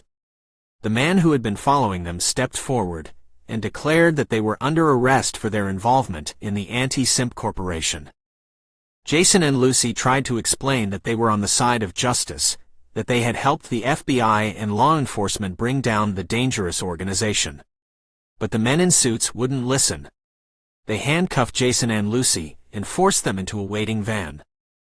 They were taken to an unknown location and thrown into a cell. The walls were bare, the only light coming from a dim bulb in the ceiling. They had no idea how long they had been there when the door opened and a man walked in. He introduced himself as the leader of a shadowy organization that claimed to be fighting against the forces of chaos and disorder in the world. He accused Jason and Lucy of being part of a dangerous conspiracy to undermine the social order, and claimed that their work with the resistance was part of a larger plan to bring down the government. Jason and Lucy tried to explain that they were working for the good of the people, that they were trying to empower those who had been oppressed and marginalized. But the man wouldn't listen. Days turned into weeks, and Jason and Lucy were subjected to harsh interrogations and torture. They lost track of time, and as their physical and mental health deteriorated, they began to lose hope. Just when they thought they would never see the light of day again, a group of agents from the FBI broke into the facility and rescued them. They had been tracking the shadowy organization for months and had finally found their base of operations. Jason and Lucy were whisked away in an unmarked car and taken to a safe house. They were given medical attention and food, and they slept for what felt like days. When they finally woke up, they were debriefed by the FBI and told that the shadowy organization had been dismantled. Jason and Lucy were free, but the experience had left them scarred. They knew that the fight for justice was never over, that there would always be those who sought to maintain the status quo at all costs. But they were determined to keep fighting, to keep standing up for what was right, no matter the cost. Chapter 86. Jason and Lucy spent weeks recovering from their ordeal in the shadowy organization's prison. They were still struggling to comprehend how they had been betrayed by someone they trusted. After all, they had risked everything to bring down the Anti SIMP Corporation, and yet they had been accused of being part of a dangerous conspiracy. As they recovered, they learned that the betrayal had come from Rachel, their former colleague. She had been working with the shadowy organization all along.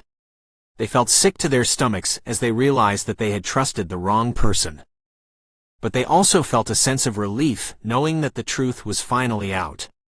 And with the help of the FBI, they were able to dismantle the shadowy organization once and for all. After their recovery, Jason and Lucy decided to take a break from activism. They needed time to heal and recover from everything they had been through. But they knew that they couldn't stay away forever. There were still so many injustices in the world that needed to be addressed. They spent the next few months traveling and exploring new places. They visited museums, tried new foods, and met new people. They even attended a few rallies and workshops organized by the resistance in different parts of the country. But they were careful to keep a low profile, knowing that they were still being watched by some of their enemies. As they sat on a beach watching the sunset, Jason turned to Lucy and said, "I don't regret what we did.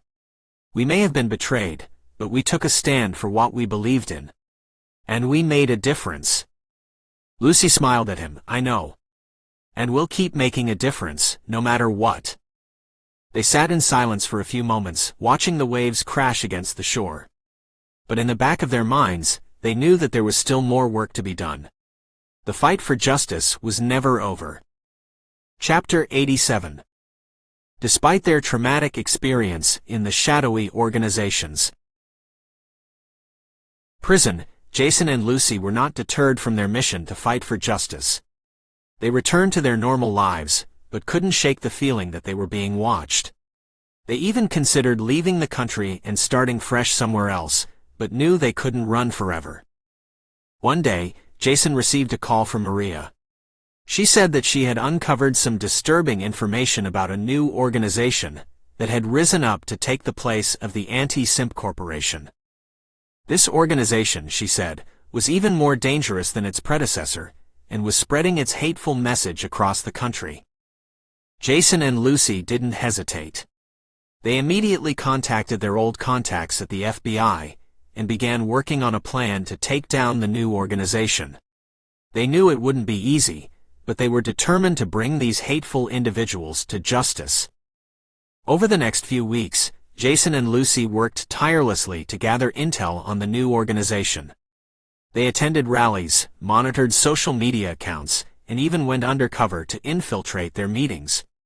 With the help of Bubba and Rachel, who had since redeemed herself, they were able to piece together a comprehensive plan of attack. On the day of the operation, Jason and Lucy were nervous but resolute. They knew they were risking their lives to stop this hateful organization, but they felt that it was worth it. They met up with their FBI contact, who gave them the go-ahead to move in. What followed was a blur of chaos and adrenaline. Jason and Lucy burst into the organization's headquarters, accompanied by a team of armed FBI agents. They arrested dozens of individuals, seized countless documents and computers, and put an end to the organization once and for all. It was a bittersweet victory. Jason and Lucy were glad to have stopped the new organization, but they knew that there would always be others like it. They vowed to keep fighting for justice, no matter what the cost. As they left the headquarters, they saw Maria standing outside, a smile on her face. "You did it," she exclaimed, hugging them both. You stop them. Jason and Lucy smiled back, knowing that their work was far from over. But for now, they were just happy to have made a difference. Chapter 88. As the dust settled on their latest victory, Jason and Lucy knew that they couldn't rest on their laurels. There would always be another dangerous organization lurking in the shadows, waiting to prey on the vulnerable and unsuspecting. They met with their FBI contacts, discussing their next move. The agents had received word of a group operating under the guise of a self-help organization, but with a sinister underbelly that involved brainwashing and manipulation. Jason and Lucy knew that they had to act fast. They combed through their network of allies, searching for any information on this new threat. Finally, they received a tip from an old friend who had managed to infiltrate the organization, bringing back valuable intel. The Anti SIMP Corporation may have been their biggest victory yet, but this new opponent was even more insidious. They began to formulate a plan to take them down, knowing that they would need all the help they could get. But as they worked, a nagging feeling gnawed at the back of their minds. They had seen the ugliest side of humanity during their time as activists, and it was starting to wear on them. Lucy had nightmares about the shadowy organization every night, while Jason struggled to find meaning in all the fighting. They decided to take a break, go on a road trip to clear their heads. They packed their bags and hit the open road, driving through small towns and soaking up the scenery. It was during this trip that they stumbled upon something unexpected, a small farming community that was being threatened by a corrupt corporation. The residents were being forced to sell their land at a fraction of its worth, all in the name of progress. It was a small problem in the grand scheme of things, but it spoke to the heart of their cause. They decided to take a detour from their planned route and help the community fight back. They organized protests and rallied the townsfolk, bringing attention to the injustice. The corporation was eventually forced to back down, and the community offered their heartfelt thanks. As they drove away, Jason and Lucy felt a sense of satisfaction that they hadn't felt in a long time. They realized that this was what they were fighting for, not just to take down dangerous organizations, but to help those who couldn't fight for themselves. They returned to their original mission with renewed purpose, knowing that they couldn't change the world overnight, but that every victory, no matter how small, was a step in the right direction. Chapter 89. Jason and Lucy were on their way to meet with a group of local activists in the small farming community they had helped, when they stumbled upon a group of cows blocking the road. Despite the urgency of their mission, they couldn't help but laugh at the sight of the cows lazily chewing on grass and watching them with curious eyes. "You know, I think we should recruit these cows into our cause," Lucy said with a chuckle. Jason joined in on the joke. "Yeah, they can be our move 'em on." They basked in the humor of their own terrible pun, and joked around with each other, until they managed to gently herd the cows off the road and continue on their way. As they drove away, Jason couldn't help but feel grateful for the small moment of levity. He had been so focused on the fight for justice that he had forgotten to enjoy the little moments in life. It was a reminder that even in the darkest of times, there was always room for laughter and joy. Chapter 90. As Jason and Lucy arrived at the small town square, they noticed a man in his mid-30s giving a passionate speech to a group of people gathered around him. His voice was deep and commanding, and his words were inspiring. They decided to approach him and introduce themselves. His name was Marcus, and he was the leader of a local union fighting against a powerful corporation that was exploiting the town's resources and mistreating its workers. Marcus was impressed by Jason and Lucy's track record, and invited them to join forces with his union to take down the corporation. They agreed, and began working closely with him and his team. Over the next few weeks, they gathered evidence of the corporation's illegal practices and organized protests and picket lines in front of the company's headquarters. Despite facing opposition from the corporation and even some members of the community who had been bribed by the company, Jason, Lucy, and Marcus remained steadfast in their mission. Their efforts paid off when the corporation was forced to pay millions of dollars in fines and compensation to the workers they had mistreated, and the community began to heal and rebuild. As the dust settled, Jason, Lucy, and Marcus sat down for a celebratory drink at the local tavern. They laughed and joked about their adventures and the obstacles they had overcome, and toasted to their success. But they knew that their work was far from over, and there were still countless battles to be fought in the ongoing fight for justice. Chapter 91. Jason and Lucy continued their fight against injustice, traveling from town to town, meeting with activists, and helping local communities fight against exploitative corporations. They had become somewhat of a legend in their circles, with tales of their bravery and cunning spreading far and wide. One day, while passing through a small rural town, they heard rumors of a powerful corporation that was destroying the local environment and exploiting its workers. They decided to investigate and found that the corporation had been dumping toxic waste into the nearby river, contaminating the water, and making many people sick. They met with the local activists and quickly got to work, gathering evidence and organizing protests. They also launched a social media campaign, bringing attention to the issue and calling on the government to take action. Their efforts paid off, as the corporation was eventually fined millions of dollars and forced to clean up the contaminated area. The workers were also compensated for their suffering, and the community began to heal. As they were about to leave the town, they were approached by a young woman named Emma. She told them that her father had worked at the corporation and had died of cancer due to the toxic waste exposure. Emma was determined to fight for justice and asked if she could join Jason and Lucy in their efforts. Moved by her tenacity and passion, Jason and Lucy welcomed Emma into their ranks. They knew that the road ahead would be long and difficult, but they were filled with renewed purpose and determination. Together, they would continue their fight against injustice, using their skills and expertise to help those in need and make the world a better place. Chapter 92.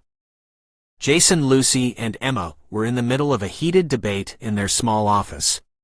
They had just received a tip from an anonymous source about a powerful political figure supporting a corrupt corporation that was exploiting a small town for its resources.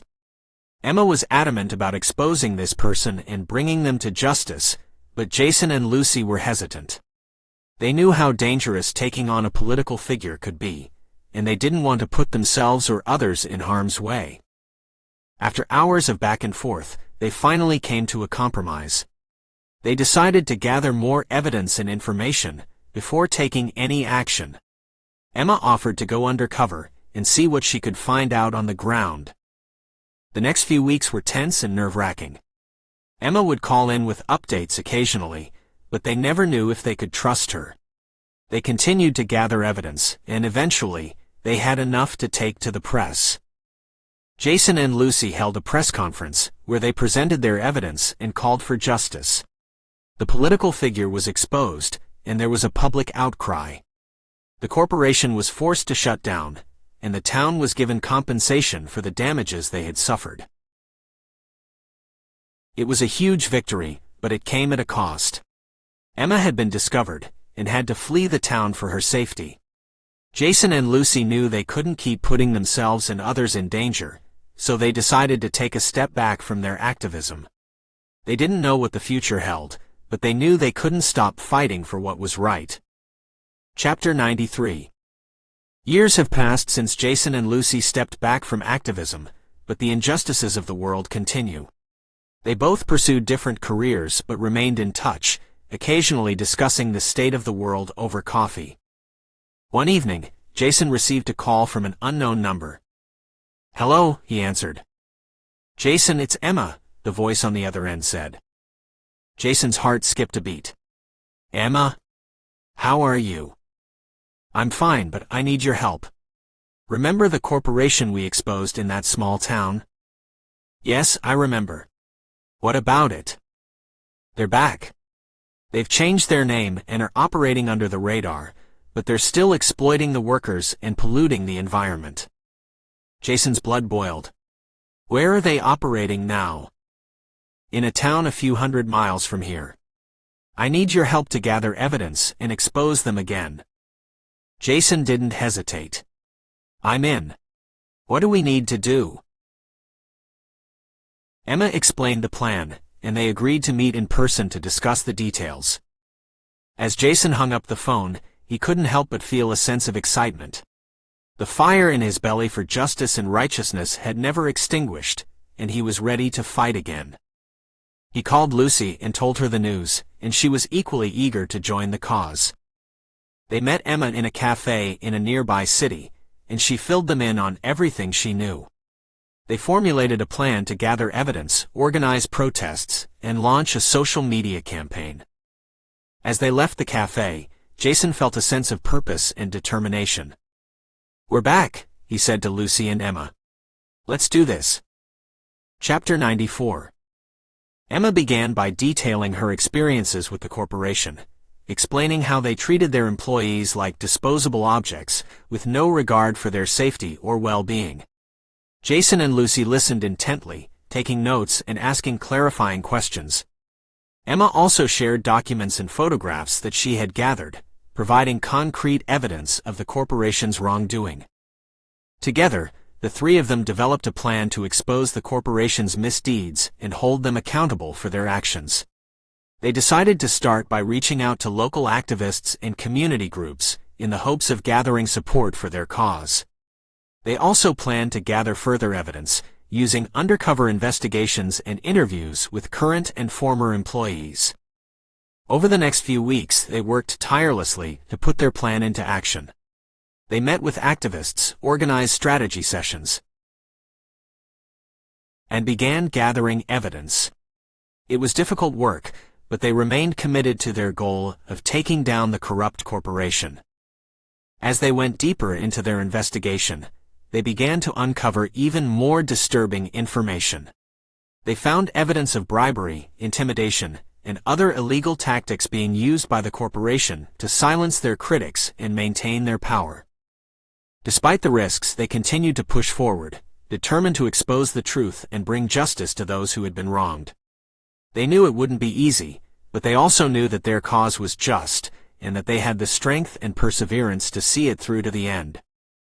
Chapter 95.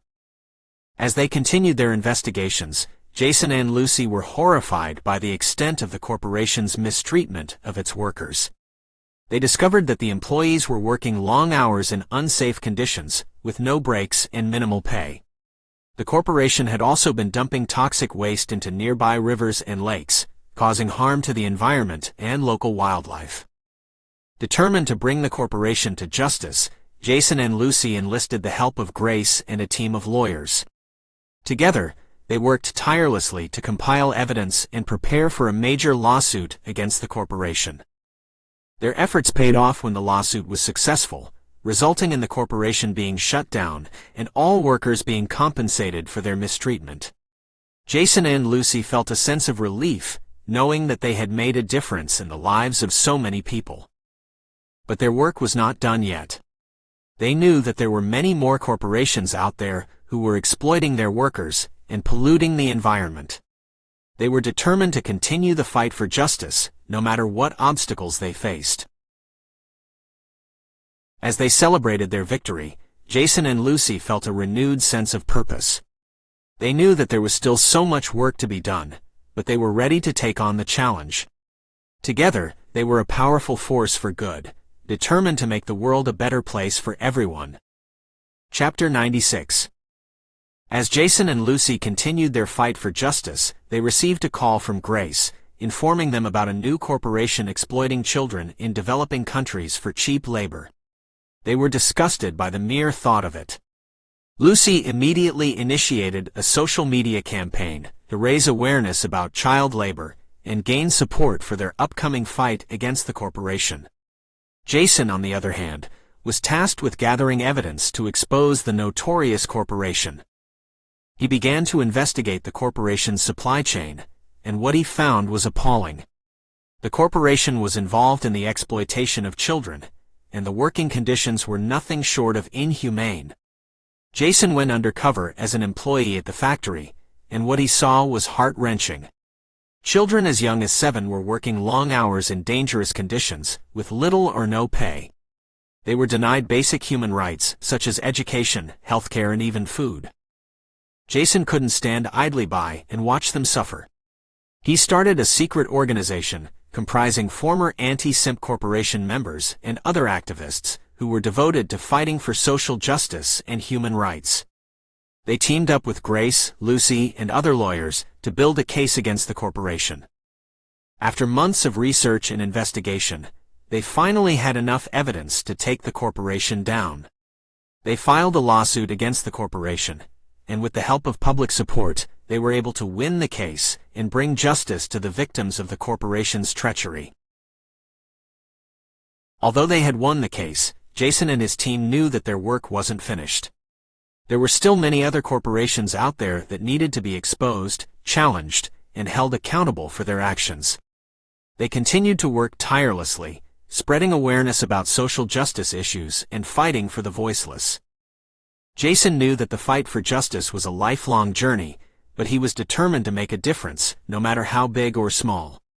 It was a journey that he had chosen, and he would never give up on it. Chapter 97. Jason sat at his desk with a heavy heart. The past few months had been a whirlwind of investigations, lawsuits, and victories, but the weight of the work was starting to take a toll on him.